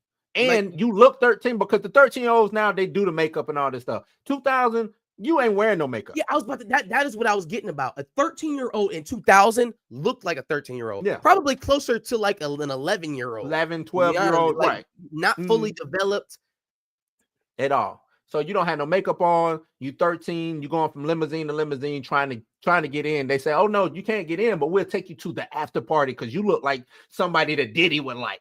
Again, A 13-year-old autistic girl is bouncing in between limousines for people she has no idea who they Nobody. are, just trying to get into an after party? Yeah.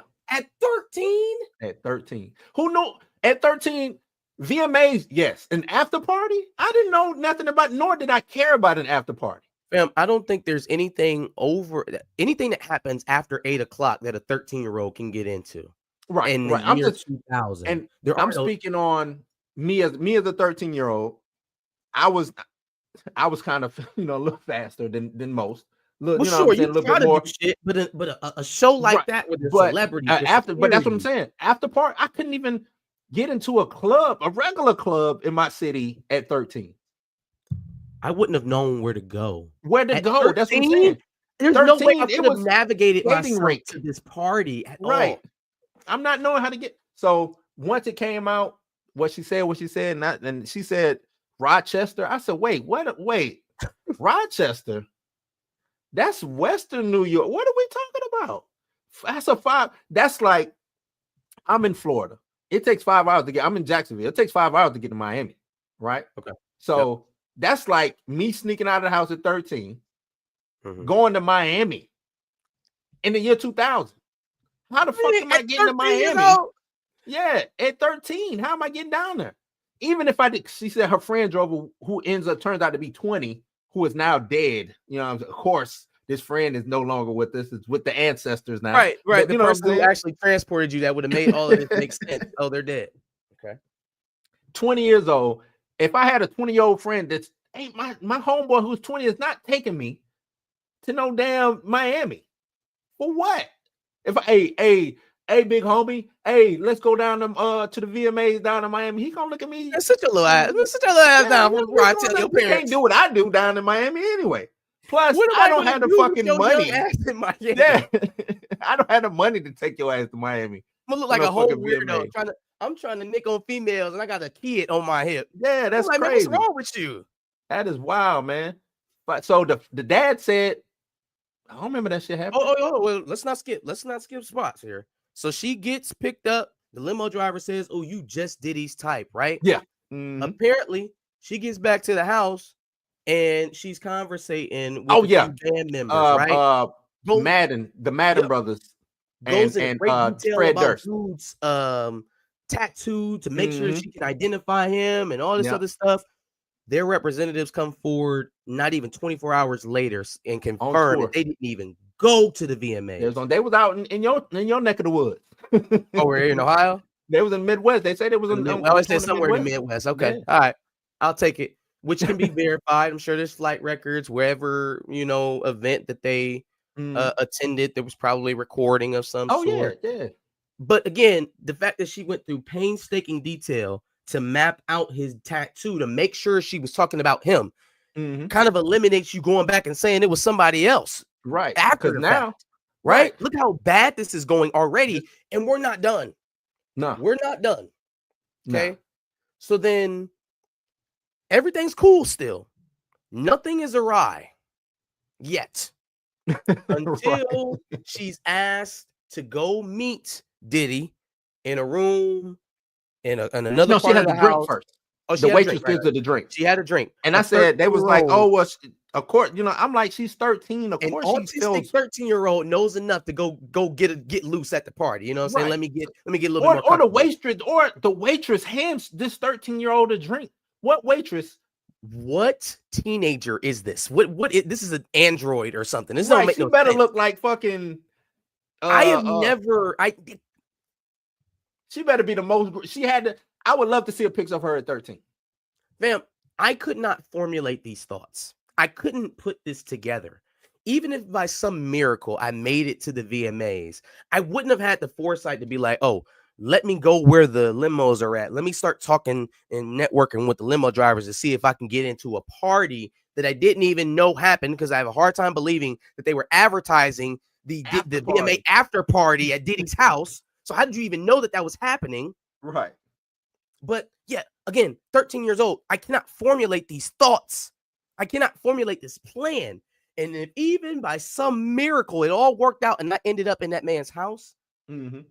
drinking alcohol is the furthest thing from my mind. Right. Furthest thing from my mind. It's celebrities everywhere. It's rappers that I know. I'm gonna be acting like a kid. A kid. I'm gonna I'm be acting acting like like a a fan. kid. Fan Yeah, out. Oh my God, it's such and such. Oh my God. not drinking, waiting to get, sequestered by Diddy and go meet him in the room. And none of this adds up, man. She It gets didn't to add the up from the room, beginning. the Mhm. insult ensues, starts with Diddy. She says she struggles, she fights. Diddy Hold course on. You got to correct. remember what Diddy said, because that was the key part to me. Diddy walks in and says, "Oh, looks like you're ready to party." Like, said what now? Yo, Wait, what? okay. So what era of Diddy did that sound like to y'all? Was that Puffy? Sound like you ready to Was party? that Sean Combs Diddy? Like, I'd have believed her more if she said he came in like, get Right. money. His money. theme song You know started what I'm playing saying? when he told I her. would have believed that, oh yeah, you look ready to party. That sounds like what white people say when they're trying to be black. Yeah. That Yeah. sounds like what a white person would say when they're trying to match black vernacular. Yep. Her story is just nasty. Because from there we go to what she said Jay-Z did. Hey, cut the shit. You know what I'm saying? Like, who cut the shit? Cut the shit. Crap, Karen. Cut it out there, Susan. Cut the shit and get down here on this meat. Like, what? What do you? Lord what is have mercy. going And then, on here? don't forget about the third celebrity in there who shall go unnamed. They still ain't named her. You want to know why that's pissing me off? Because originally, in the original complaint to Diddy, there was Diddy who did the assaulting. Yep. There was a second male celebrity Mhm. who went unnamed that was watching. Then there was a third female celebrity that went unnamed. That was watching. Well, see, and this is why I say Jay-Z wins, because when he amended it and added Jay-Z, he sent it before, changed the act as well. He went from witnessing and just watching. He changed the time. He changed a lot of participating. stuff in it. He changed the time of when it happened, because originally she said, or in the original complaint, it said that the limo driver told her to come back at 9:30. Because he was, You'd be amazed wasn't over until probably like 10, 11 o'clock. So he had to change that time. You know what I'm saying? Then he sent it before this, because this is Jay-Z ends up suing him. Before we get the Second Amendment, Jay-Z countersued already, was saying, hey, I'm suing you for not defamation, I forgot what it is. Extortion. Because he sent that amended one to him saying, hey, I'm adding you to this. What the hell you adding me to this for? Yeah. Nah, bro. I wasn't even there. It was a dude I don't on understand how that doesn't constitute a shakedown. I send you a petition that leaves you unnamed, but says that you were just present watching, and then I ask you to settle with us for monetary values outside of court. You decline, and then I amend that petition to now you actually participating in the assault. That's extortion, fam. I don't understand. This feels like a shakedown. That doesn't sound like a standard demand letter like everybody else is saying. No, that wasn't standard. And why, like I said, why are you sending this to me? If I'm not there, I know where I was at. It was a dude on YouTube early. He went live who was a photographer at the VMAs. He handled the Rockaware situation. His name Byron somebody, but he was basically Rockefeller's camera guy. Followed them around, taking pictures. He laid out everything that happened that night. He was like, I was at the VMAs 2000. This is what happened. It wasn't at no damn White House. It was at Lotus. I got the pictures to prove it. He started posting all the pictures on his, on going live on YouTube. He was like, that lawyer's gonna lose his case. Gonna lose it, because he was like, we were there until 3:00 at night. We closed down the fucking club. Yeah. And then there's obviously the point where she says she runs away to a gas station. So they were raping you. They were holding you down, raping you. But you escaped all the way out of the house to a gas Nobody station. pursued, no nothing. Hold on. Yeah. Obviously, they just let her go. They were done with her. So it's all cool. You can go. No NDAs, no threats of what'll happen if you tell anybody. You was just out of there. Okay, cool. I don't know anything about Calabasas. I don't know nothing about any neighborhoods that Diddy would stay in. What I can tell you about this was New York. This was New York. New York. Okay, so what, the Hamptons or a lot of people were saying if the house she described would have had to been in Jersey somewhere. In Jersey somewhere. Okay, New York. So where they were at, where the VMAs was at, around that area, nothing. That's all city.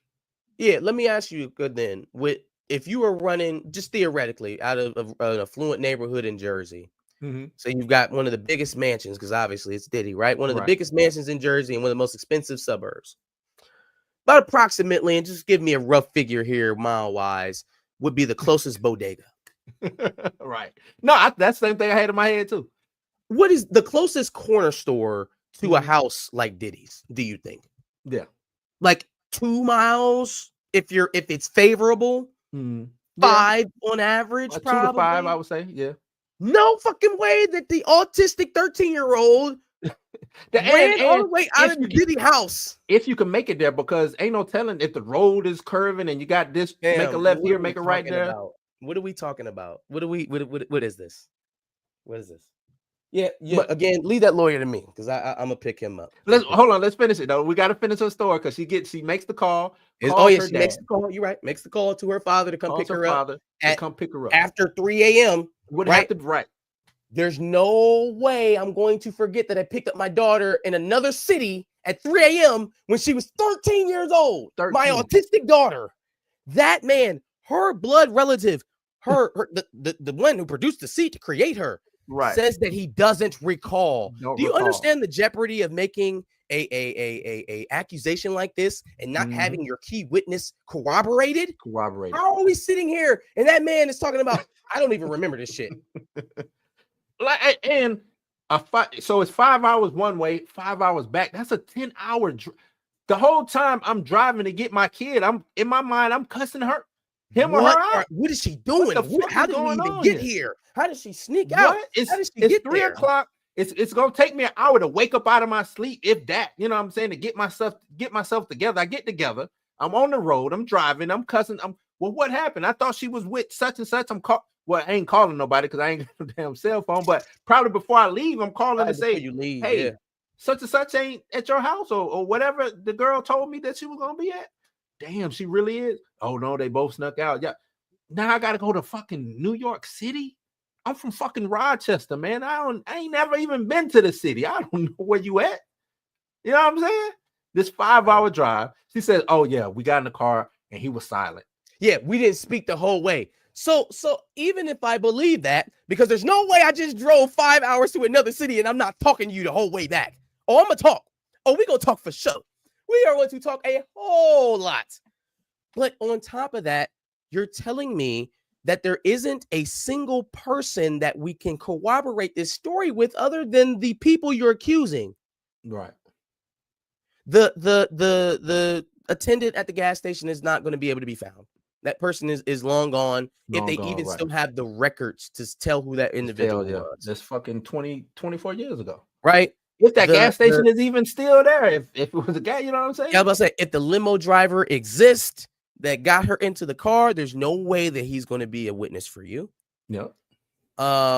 Obviously the band people, whoever it is that they already debunked that and said I'm on. Well, I'm saying if it was another set of celebrities, you can't use that now because how specific you were in naming the other folks, right? It's going to look crazy if you try to present somebody else that doesn't meet those features. Right. You'd have even less credibility. So the only folks who can corroborate any bit of this story that you're telling is Jay-Z, Diddy, or the unnamed female celebrity. Yep. Okay. I don't know how we're supposed to go about this. Yeah. So Jay-Z is my winner. I believe that gets thrown out. He says I need this thrown out yesterday. And I would try to get this dude this bar because Bugsby he's a a lot of people are already saying that he's a sleazeball, he's a shakedown artist, he's all this and that. Oh yeah, my bad. Yep, my bad. Alone. I go to my next winner. Old school hip hop fans. Okay. Old school hip hop fans. I guess I would be in that. Somebody like me. We just had Snoop just dropped the album. I really enjoy his album. It's not fucking Murder Was the Case, The Chronic, or anything like that. I think this is more of a grown man. Got the production on it is crazy. It's grown. I enjoy it. It's enjoyable. But I'm a big Snoop Dogg fan anyway. We got LL Cool J that came out 2 months ago. Okay. wanna Yeah. say. Yeah. He was on the Uh, press run. Crazy press run. Cube came out. Yeah, Cube came out, which got overshadowed by Kendrick dropping, By but Kendrick. him and Kendrick dropped on the same day. What's my man? Rakim dropped. Like, it's a lot of these old school rappers coming and putting out a decent. I let you go down the list, right? But I can't let you get out of here without naming the OG that kicked all this off. Who that? Who am I missing?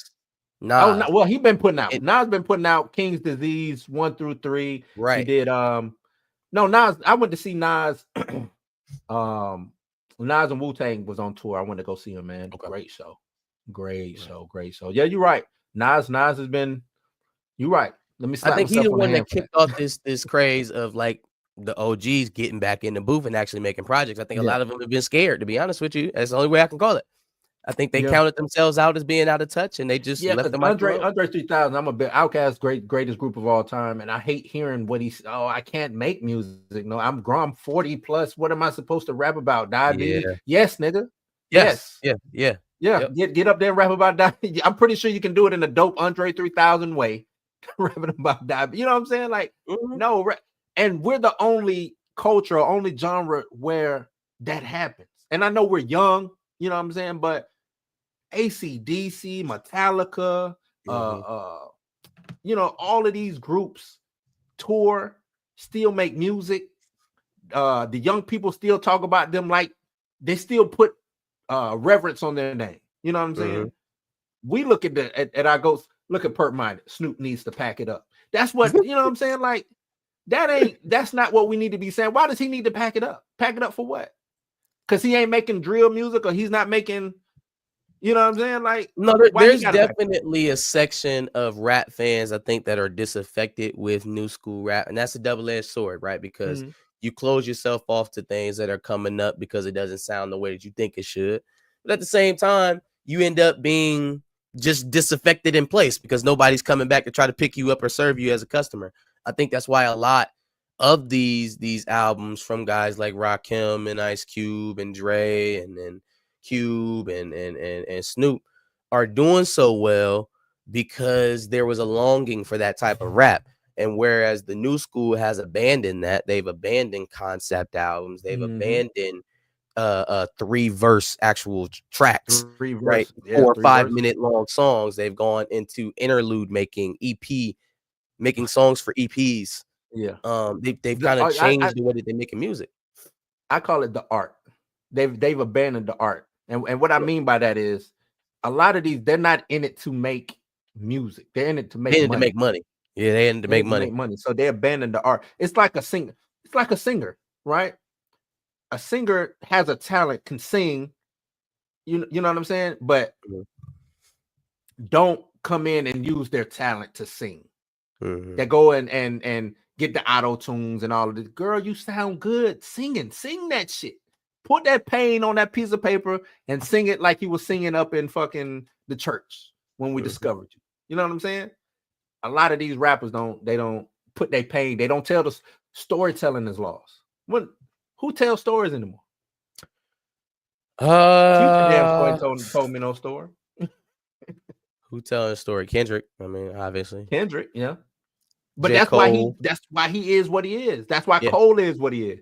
Drake tells stories. That's why those big three are where they are. And everybody else is everybody else. The field. You see what I'm saying? Yeah, who else can walk you through a story? That's crazy. Tyler actually has been doing that a lot. Like Tyler. Yeah. I you know what? I'm grateful that Tyler tells stories because that's the only way I would know that he's such a bad person. He's an awful person. He's a terrible friend and a really bad person, but he makes great music. If you actually listen to Call Me If You Get Lost or Igor or even this newest one, Cornucopia, man, dog is a dog. Do you think that it's because these new rappers don't think that people listen to them? Because the feds damn so listen to how many people. I heard Boss Man D-Lo try to break it down in terms of how he makes his music. And he was saying, if you sit down with the streamers and look at how people are listening to music, if the beat doesn't catch you in the first 30 seconds, they out. And they're not waiting very long either. I mean, they'll play into about 20 seconds of the song, and then they're Mhm. bouncing on to the next one. So he's Right. saying my formula is get to the best part of the song as fast as possible. That's why he's a hook guy, Mhm. right? The verses ain't really worth shit because that's not where he's putting his focus on. Okay. He focuses on the hooks, has more hooks repeats than actual verses, and make the song 2.5, 3 minutes tops. Mhm. So that it not only is it digestible, not only is it fitting the model that they want, but they can get to the next one of my songs quicker. You give Yeah, somebody a but 6-minute see, song, they'll fuck with it. Now we on to something completely different. but I think that takes away from, yes, I just made this quick money, Mhm. and we in the streaming game. Oh, it's not Guess- quality at This all. is It's not but- quality at so all. you're not gonna last. So you know what I'm saying? Yeah, you're giving this microwave music out, boom, boom, boom. Yep. Now when you get, because I don't see Bossman D-Lo getting no after he spends up this music money, what's his next thing? His next venture, What's his next who venture? knows? Can Bossman D-Lo and Perp just said Snoop need to wrap it up. Snoop can go on tour and make all his money. Yeah, no, Bossman D-Lo can't tour. He Can can't in 10, 15 years, can Bossman D-Lo go on tour? tour. Mm-mm. Is you know Well, what I'm I saying? mean, far be it on us to tell her where his career is going. Today, True. if you ask me right now, no. But that's what I'm saying. Do you see? Because the kids who listen to Bossman D-Lo, as they grow up and act, you know what I'm saying, taste change or whatever, music taste or just things change, society changes.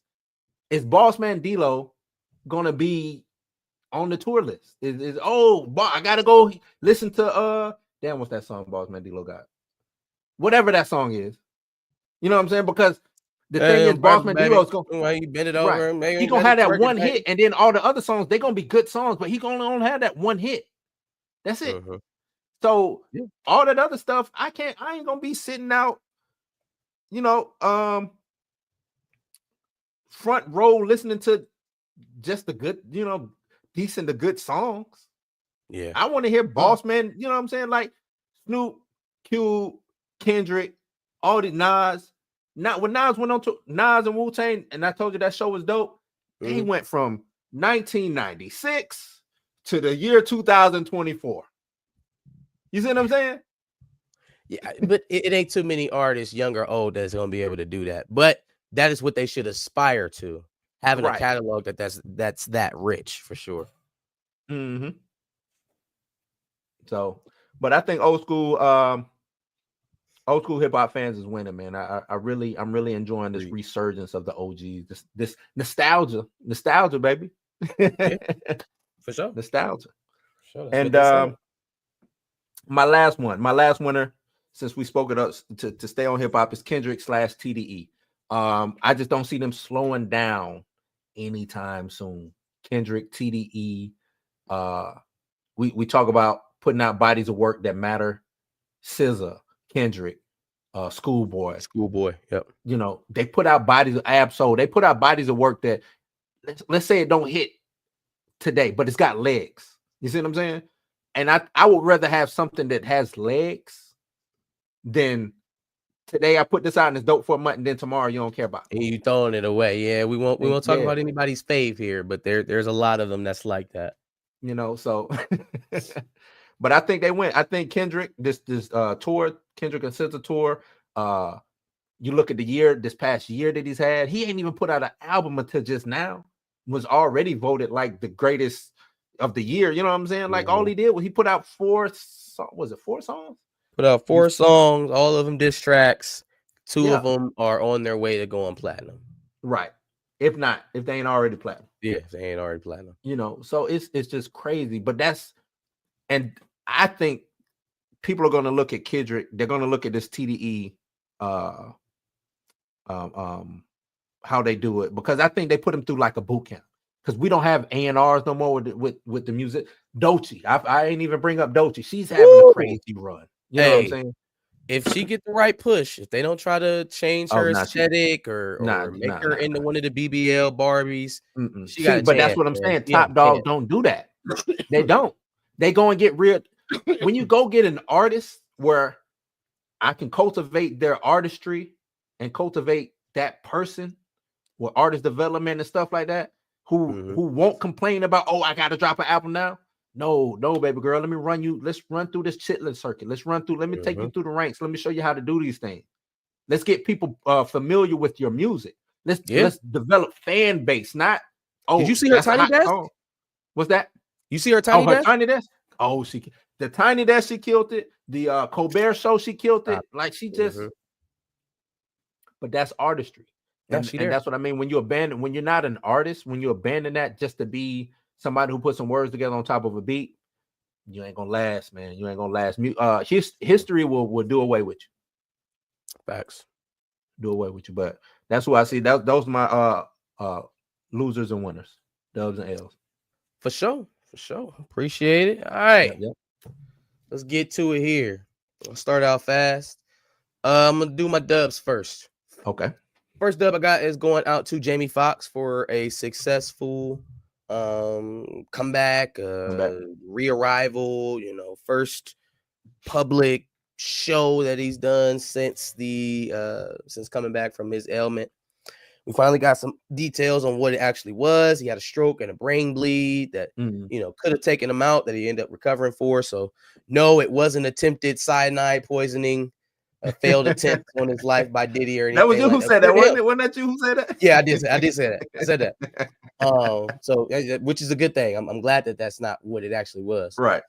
I'm still looking at him kind of with the side eye because his description of the Diddy parties pre all of this nonsense does not match up with what he's saying now, but I'll leave it alone until somebody else says something about it. That's the brain aneurysm, man. That's the brain bleed. Okay. No, that's fine. It was just all, hey man, them parties, man.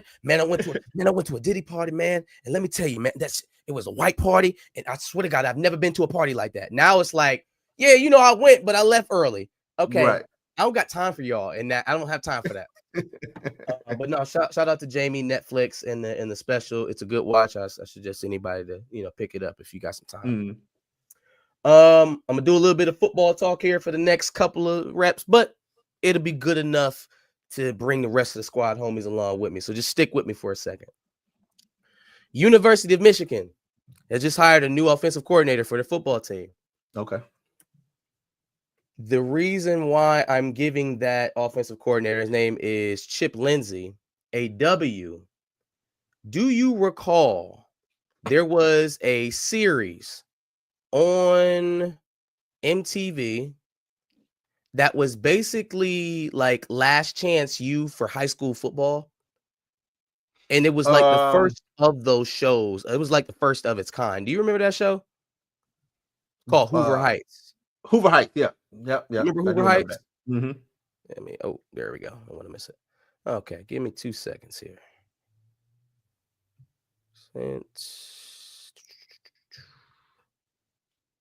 Come here.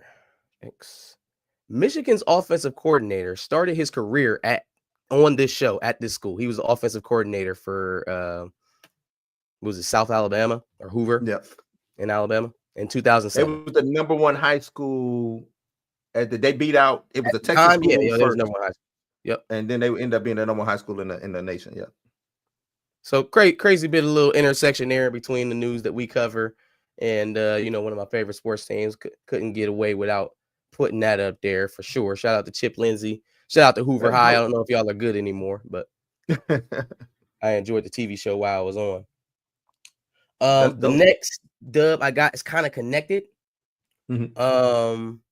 But not really, I guess. So everybody knows what happened to Ohio State just a few weeks ago, an embarrassing loss to a down Michigan team when they were supposed to be going on to win the Big Ten and the national championship and blah, blah, blah, broken dreams, right? It's one thing to lose that game. It's one thing to lose that game 4 years in a row. It's something completely different to try and legislate how you lose the game. Stick with me here. I'm following.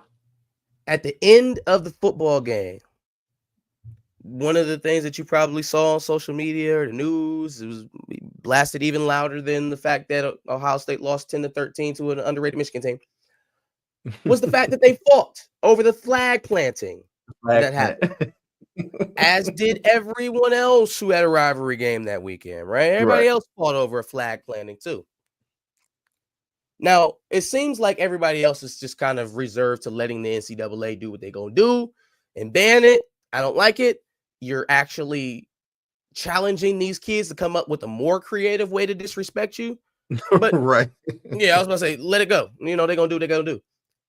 But Ohio State fans, Buckeye fans, oh no. We leave it alone.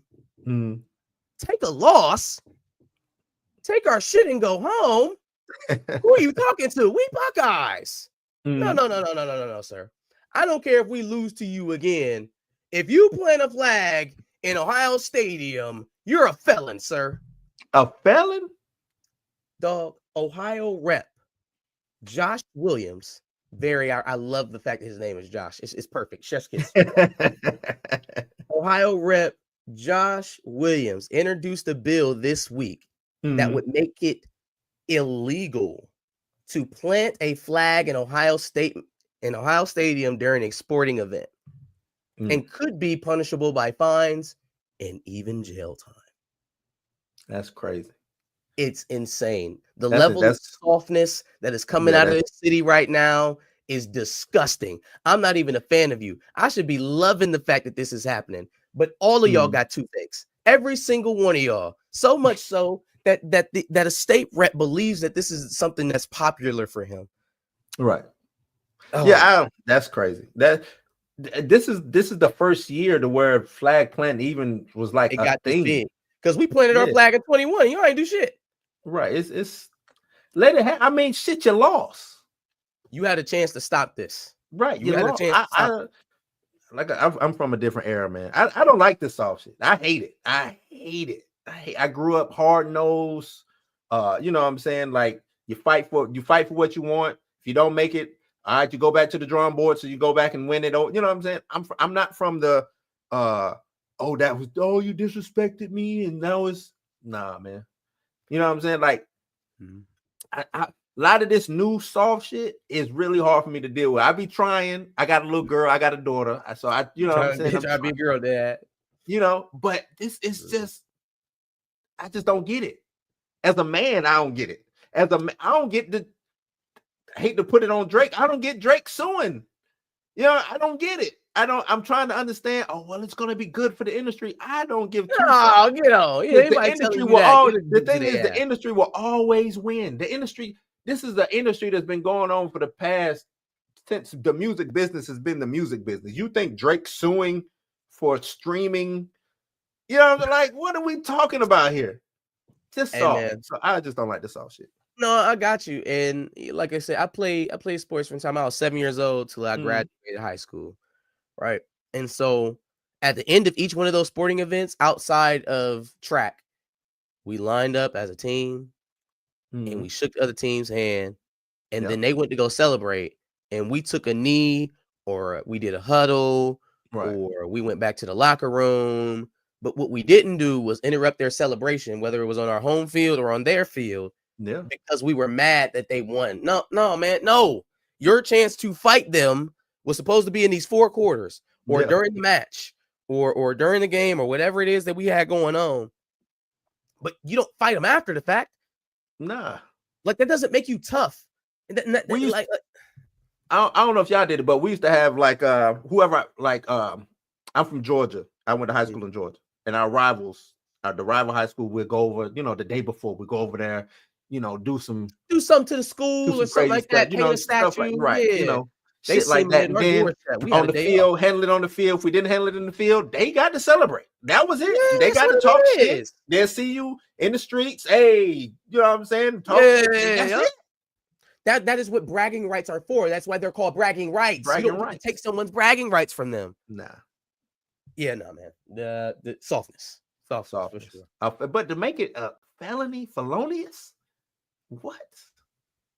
That's a stain on Columbus, man. That's a stain on Columbus. I got a toss up here. It's neither a dub or an L. More so an update on something that we covered previously. So sticking with the Busby lawsuits, your boy was the lawyer who actually started the action versus Lizzo as well. And her, the sexual harassment lawsuit that was going against one of her former employees. Well, an update in that case, a judge has ruled that Lizzo at least in this matter, cannot be sued personally for these matters, and that the responsibility resides in her company.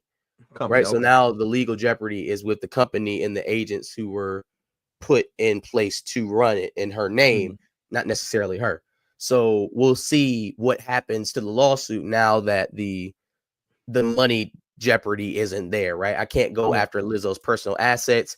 Anything we get is going to be paid off by insurance anyways. Anyway, yeah. You know, we'll see where it goes from there. But I thought that update was worth mentioning. I think that's dope. If I have an LLC or a company, and you know what I'm saying, we're acting in the capacity of the company, I think it should be that. You know, I don't mind that being the turning point for this case. I guess the only thing that I kind of pay attention to in that is that she was named personally in a couple of the acts that were considered to be harassment when she ordered her to put the bottle in the stripper's vagina. When she, you know, I get all that. I'm just saying from a legal standpoint, I'm not mad at the judgment, is what I'm saying. Well, yeah, no. Most of what the plaintiff had to say was against the manager, against the hiring manager that made her wear certain clothes and do certain things. Most of it was there, but there were a few instances where Lizzo was there to add on to the fact that she was aware of what was going on. So, but that's an L to me for Busby. Speaking of which, Tom Busby gets my first L of the day. I don't know how in the hell. What makes it so bad for me is the type of gaslighting we were getting from other lawyers.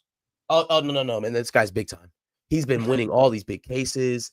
There's no way he would go after a target like this if it was a frivolous ambulance chasing thing. Yeah. No. He has some sort of evidence. He has a smoking gun. He's got something in his back pocket. There are more holes in this thing than Swiss cheese. There are more holes in this story than Swiss cheese, and it's looking like more and more as each day, the passing day goes by, because he was all too ready to respond to Jay-Z when he had the lawsuit. When Jay-Z and Roc Nation responded in a personal, public statement, he was matching statements time after time after time. Your client goes on NBC News, which makes me feel she probably did it without his permission, because there's no way he would have allowed her to get up there and say what she said. But no way. You found out that she gets on a stage or on a TV camera and says that her star witness, the number one person on her side, recounts nothing of the situation. Not to mention, only that. Go. The only time that I remember picking her up was locally. And this would have been a cross-city trip. And not to mention all of the inconsistencies that you've now created in your own petition that's been amended already. Yep. You were already sitting in hot water because not only did you change the petition from anonymous to a named, you changed the act. It went from he was watching to he assaulted me. So now you're telling me that you entered into this case originally letting one of the rapists off as long as he paid you. Yeah. None of this is adding to the credibility of your client. And this is all supposed to be led by one of the most sharkest, most prolific, winningest lawyers right now, right? Big time lawyer. That's what we was hearing. He wouldn't do this so frivolously. I beg to differ. He said, I got it from another firm who vetted it. What is that? And I'm going to continue to vet more now that so you didn't do no due diligence? Like you didn't do nothing? You just got this case and said, we got us one. Like that shit, he should be just quartered and tarred right on the, you know what I'm saying? Like you get the case, don't vet it, put it out in the public. I think he's going to have some trouble wiggling out of this. This doesn't seem like, there's still some stuff like, people was doing that with Grace Jabari for the longest. There's still something. There's something that they have. They wouldn't bring this if it was just this cut and dry, if it was only the video, and that thing that we kept waiting on just never came. They just chipped away at things off of the original indictment until they landed on something that could possibly stick. Involuntary was it involuntary assault or something like that? Talking about Involuntary harassment. harassment. Yeah. Lord have mercy. This is also reminding me of which I think stinks. Some people don't think stink is the Bo DeMaio situation with Marvel. I think that's a stinky, just smelly, just smells bad over there. Yeah, when it comes to his case that he has with Marvel. But yeah, I mean, but you're also you also kind of falling into the same idea. Oh, well, something's gonna come out, something more is gonna happen, something more is gonna happen. Yeah. What if it ain't? What if he was just that's a weird what I'm saying? dude, Like, I just don't think weird nothing is there. cosplays and got a little too personal. Yeah. You know? Could be. Yep. Travis Scott, let's get my next L. Usually I don't, harp on people for making erroneous celebrity connections, but this one is very blatant and very obvious, and off-putting for the artist. I'm giving Travis this L. And everybody knows that Travis has had, kind of a tumultuous last 2 or 3 years with the Astroworld fiasco, that tour. So obviously he's going to be having to do some things to get back into the public favor. That's not really all that bad to me. What's kind of plain and obvious to me is who he's trying to bring back in, who he's worried about losing. Because there's only one audience you could be worried about if you did what he did at Rolling Loud. Let me get this up here. There's only one audience you're going for when you bring on Owen Wilson to sing your song Fiend at Rolling Loud.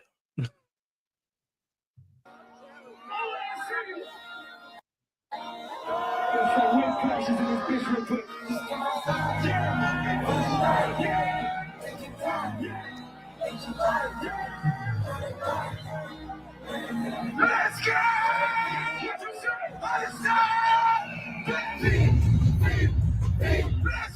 No. Lord have mercy. Okay. How old do you think Owen Wilson is? Owen Wilson is probably 52, 53. Owen Wilson's 56 years old, so he's almost 60 years old. Okay. What part of Travis's demographic do you feel like this appeals to, other than his skin color? The obvious part is that he's white, right? That's who he's trying to reach back out to. That's right. The money he's trying to bring back into. But what part of the people in this crowd you think are huge Owen Wilson fans? And that's what I was about to say. Like, Owen Wilson being maybe Wedding Singer Owen Wilson you bring up on stage. I don't know if you bring... Wedding Singer was Adam Sandler. Not Wedding Singer. I'm sorry. Wedding Crashers? Wedding Crashers. I'm sorry. I don't think that Travis's audience has seen Wedding Crashers. No, I don't. I'm just saying, if it was that time period, Oh, okay. At that time, yes. Yeah, at that time, you bring up. I don't know why you bring up old. Not saying he's washed, but he ain't in nothing. I know it was in Loki, but I don't even know if they don't watch Loki. Like, you know. Yeah. No. If he'd have been around the time of, like you said, damn, I just lost it. What was he on? Wedding Crashers, Shanghai Noon with Jackie Chan, something like that. Okay, cool. We can rock with that. Maybe some big rapper brings out Owen Wilson randomly. Maybe people cheer. 56-year-old Owen Wilson. First of all, 56 years old at Rolling Loud, dog. You're the only person that age there. Guaranteed. I'd put $1 million on it right now. You were the only 56-year-old in the entire park. It's in Miami, right? This one is in Miami. That's where they've had the last couple of ones. Yeah. Okay. No, actually, yeah, no. They have a Rolling Loud Miami. I got one in Chicago, I think, because the one I went to in like 2018 was in Miami. Okay. But why are you trying so hard, dog? Why are you trying so hard? Especially the way that you postured going into this. You postured like, oh, it's not my fault. Obfuscate. Not my problem, right? Go ahead and take these payouts. Now you go into these lengths to bring the whites back to your audience. I don't understand. Got to bring them back. Do you know? I mean, no, I'm saying that facetiously. Like, you ain't. Yeah, I'm about to say, do we? You don't have to. I'm just, I don't think you gotta go that hard. Rolling Loud to even be, you know what I'm saying? And I think the festivals is going to start going away too, because they split that money. You know, that money is all with all those people there. Being the act that Travis Scott is doing festivals, he should be able to get all that money on tour himself. Yeah. If you get what I'm saying. No, for sure. And they dangerous as hell. Like we saw what happened. Well, he knows firsthand with the festival. Yeah. Because they might not be it might be people there who don't give two shits about what you're doing. That I didn't show up for Travis Scott. I showed up for Jhené Aiko. But since you're here performing, I'm finna come fuck your shit up just because. So I don't know if they'll go away. How they're secured might end up happening differently. The reason why I don't think they'll go away is because people are making too much money off of them things. Yeah. They're making hundreds of millions of dollars off of a weekend. Yeah, they are. Weekend. Like that it's too easy for them to recoup their funds for them to go away from it altogether. Now, how they start protecting people, maybe the security increases, maybe they start actually patting people down before they come into these places. But yeah, other than that, I don't see them going away from it altogether. Yeah, I agree. Too lucrative. Last two L's. We can wrap us up here. Wiz Khalifa getting an L from me. Khalifa man. We be waiting way too long to find out that people be cooning. It takes us entirely too long. What did he do now? We got to put people through this test, man, because I get tired of finding out that you out here cooning, and I've been supporting you all these years. I wish you would have told me earlier so that we could have just got off of this. He was obviously on Club Shay Shay this week. Yeah, I did see that. Yeah. Talking about, and obviously everyone already saw him with Ryan Garcia immediately after his racist tirade in Spaces. But let's hear his explanation on it. Maybe he has a good reason. Maybe there's a good thing about it. Upon as he shook your hand on camera after the racist rant. Did you know about the racist rant before? Yeah. You cool with Ryan? I am cool with Ryan. First of all, I don't know if that was really him saying all that racist stuff. Shut up. Second of all, he ain't the first person that said that shouldn't have been saying that I shook their hand. Right. That's embarrassing. Shannon, you laughing is embarrassing. So I ain't tripping on Ryan. Right. He cool with me. He called me. He did? Look at this goofy ass nigga. Look at this man. Shannon said he did. Why are y'all so goofy? But again, a man who married and had a baby by Amber Rose. What do you expect? I expect you not to openly admit that you let people who should not say nigga and shake their hands. You talking about Chris Rock? I don't know, whoever he no, we're talking about. No, I know we're talking about. I'm just saying, like, yeah. We holding this up to Chris Rock too. Definitely, Chris Rock too as well.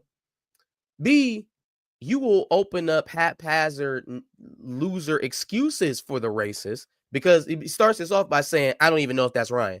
Fam, the only way you wouldn't know that was Ryan is if you asked him and he said no. Right. At which point you should say, Ryan told me that wasn't him. So now I don't have to say any of this other coon and stuff that's about to come out of my mouth. I don't even have to say it. Ryan said that wasn't him and I believe him. Would have sufficed. Yeah. What we got was, first of all, I don't believe that's Ryan. That could be based on. But then he called you a nigga though, and then said that. Right. And then turn it around like, oh, he only called you. You broke. He's over there, niggas. Not me. He ain't called me no nigga.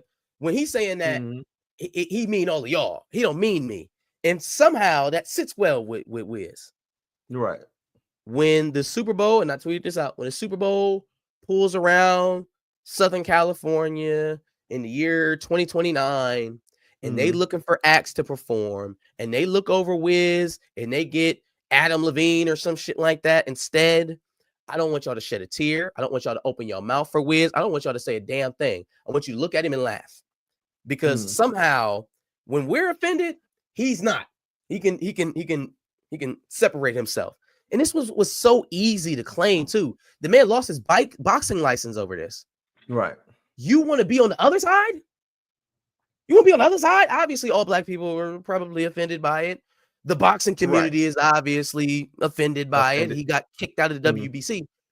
You want to be on the other side talking about Ryan's cool because he didn't call you one? Boy, if you don't get the fuck on. I'm with you. Even if you choose to be his buddy or say, I'm still rocking with him. Weirdo right. He could have said, well, I don't know if that's him, and I don't believe that he said that. He could have said something like that to, or he could have made it, or he could have made it a discussion about the N-word, right?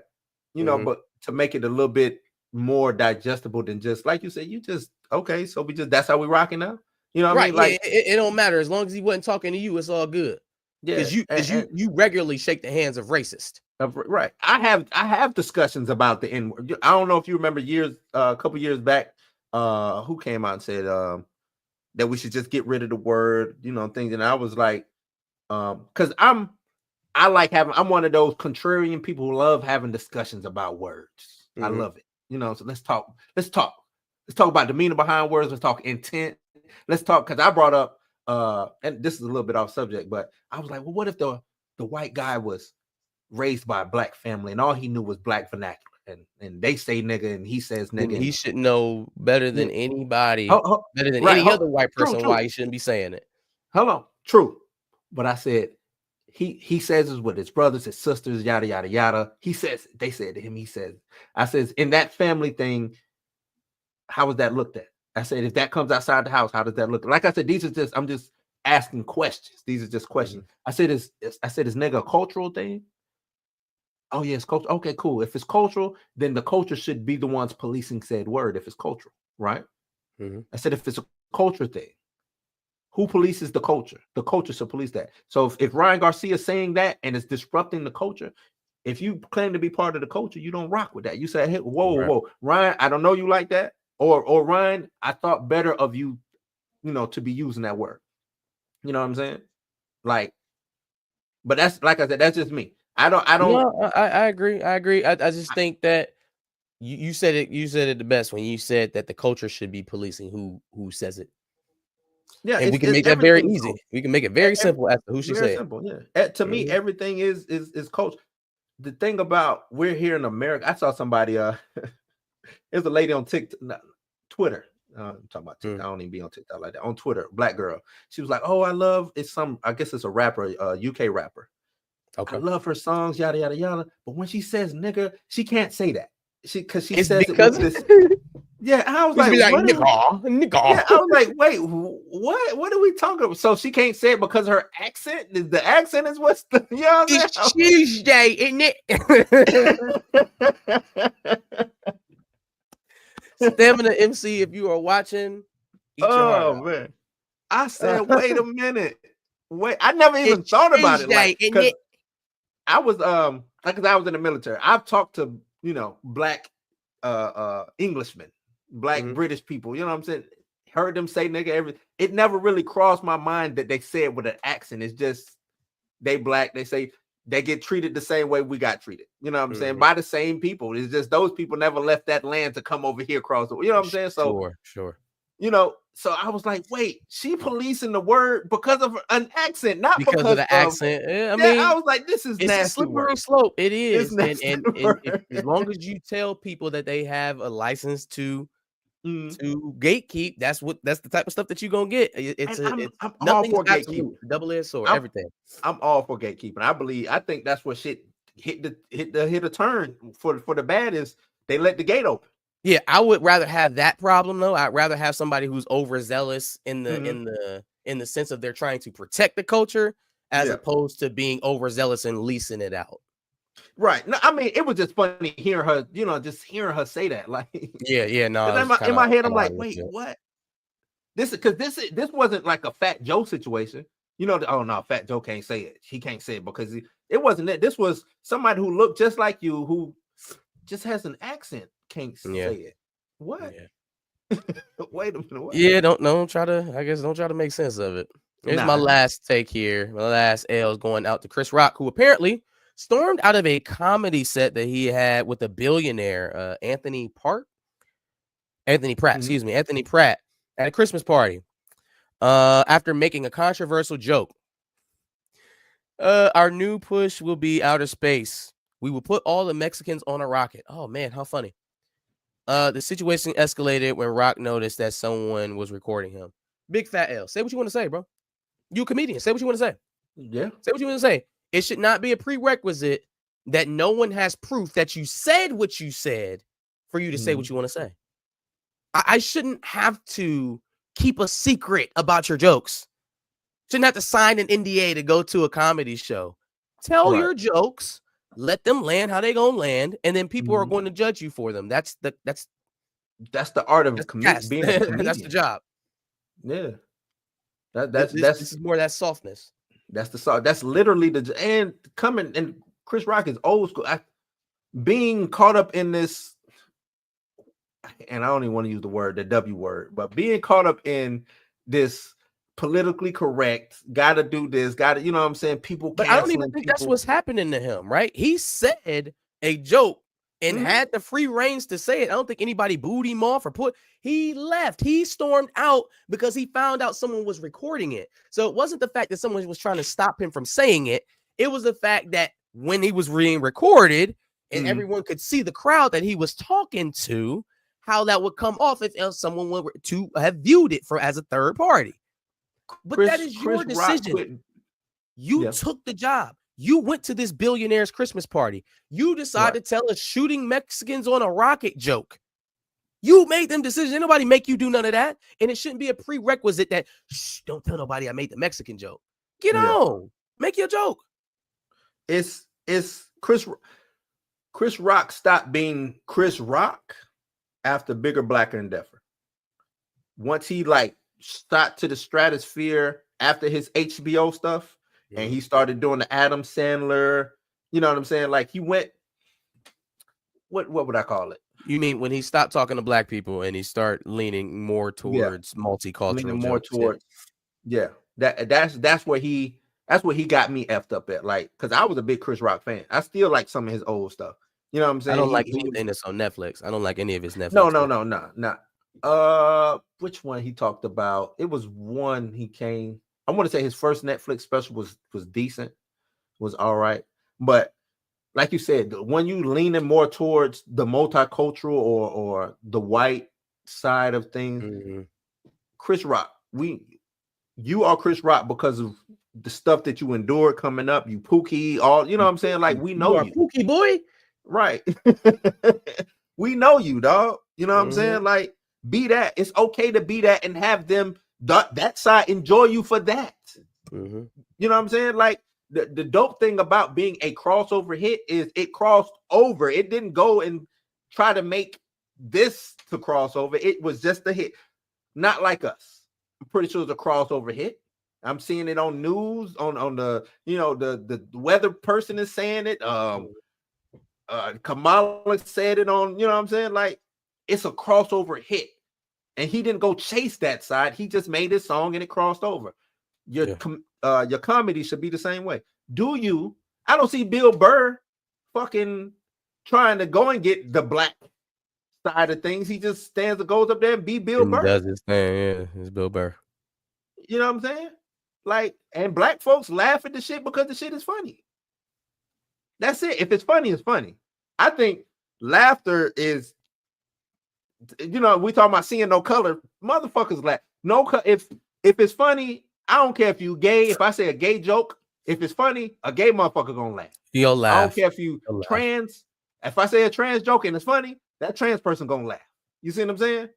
So say your joke. I don't care if it's even if it's a racist joke or a joke that can be considered racist. If it lands and it's funny, motherfuckers gonna laugh. The black motherfucker, you know what? I mean, William Moloch said it best. It wasn't because it was definitely just because he didn't want people to know that those are the type of jokes he tells in private settings, especially with an all-white audience. That's how he curates his work for that type of audience. That you up there. Hey, I make jokes about other marginalized groups if you pay me money. You know what I'm saying? So, but I mean, and I guess that's why they hired him, though. I mean, that's absolutely why they hired him, because they knew what he would get up there and say. It's just never forget that this is the comedian who did the documentary on black women's hair and got up on the Oscar stage and made a joke about Jada Pinkett Smith and her alopecia. So I don't know what else we was expecting from Buddy. It's just because you see artists, you see a Beyonce or some of these artists who the billionaires hired to come and perform. They don't go and perform fucking a white song. They do what they was hired to do. What they were hired to do. Yeah. I guess, you know. salute to him. That's it for me, man. That is the whole kit and caboodle. I appreciate everybody in the chat today. Blue, of course. I appreciate you. Appreciate it, man. I appreciate you for even reaching out and letting me do this, man. I appreciate it. Of course. Yes, yeah. This was fun. This was real fun. Tell the people where they can find you, bro. Blues House, YouTube, Twitter, Instagram, or it's X now, right? Instead of Twitter. But yeah, Twitter. Yeah. This I literally still swipe in Twitter anytime I'm pulling it up on my computer. And it comes up. Yeah, it comes up. But yeah, just trying to build this community, man. I want to go real extra hard for 2025. Been kind of busy because people know, but I do beside my regular job, I do a little bit of acting and I'll be having stage plays sometimes and stuff like that. I'm trying to get back into doing my music. Somebody hit me up today, say, hey man, we ain't did no music in a long time. So just trying to be busy. 2025, I want to be busy, but the right busy. You know what I'm saying? I don't want to be chaotic busy, but the right busy. So, but yeah, Blues House, man. Interviews. I want to try to get some of my famous friends on here. You know what I'm saying? I got a couple.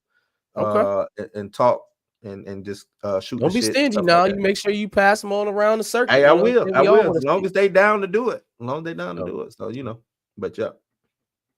For sure, man. Thank you again. Thanks to everybody in the chat. Perp, William Moloch, Chill. Seen Johnny Oden in there. I know Josh was watching today. Mo Fly, appreciate everybody, man. If you're watching on the replay, we appreciate you. Smash the like, share it, get it out. We're here every Sunday around 3:45-ish, kicking off Dubs and Nails and Behind the Cape. So meet us up here next week again. That's it, man. I appreciate y'all. Indeed. Peace. Peace.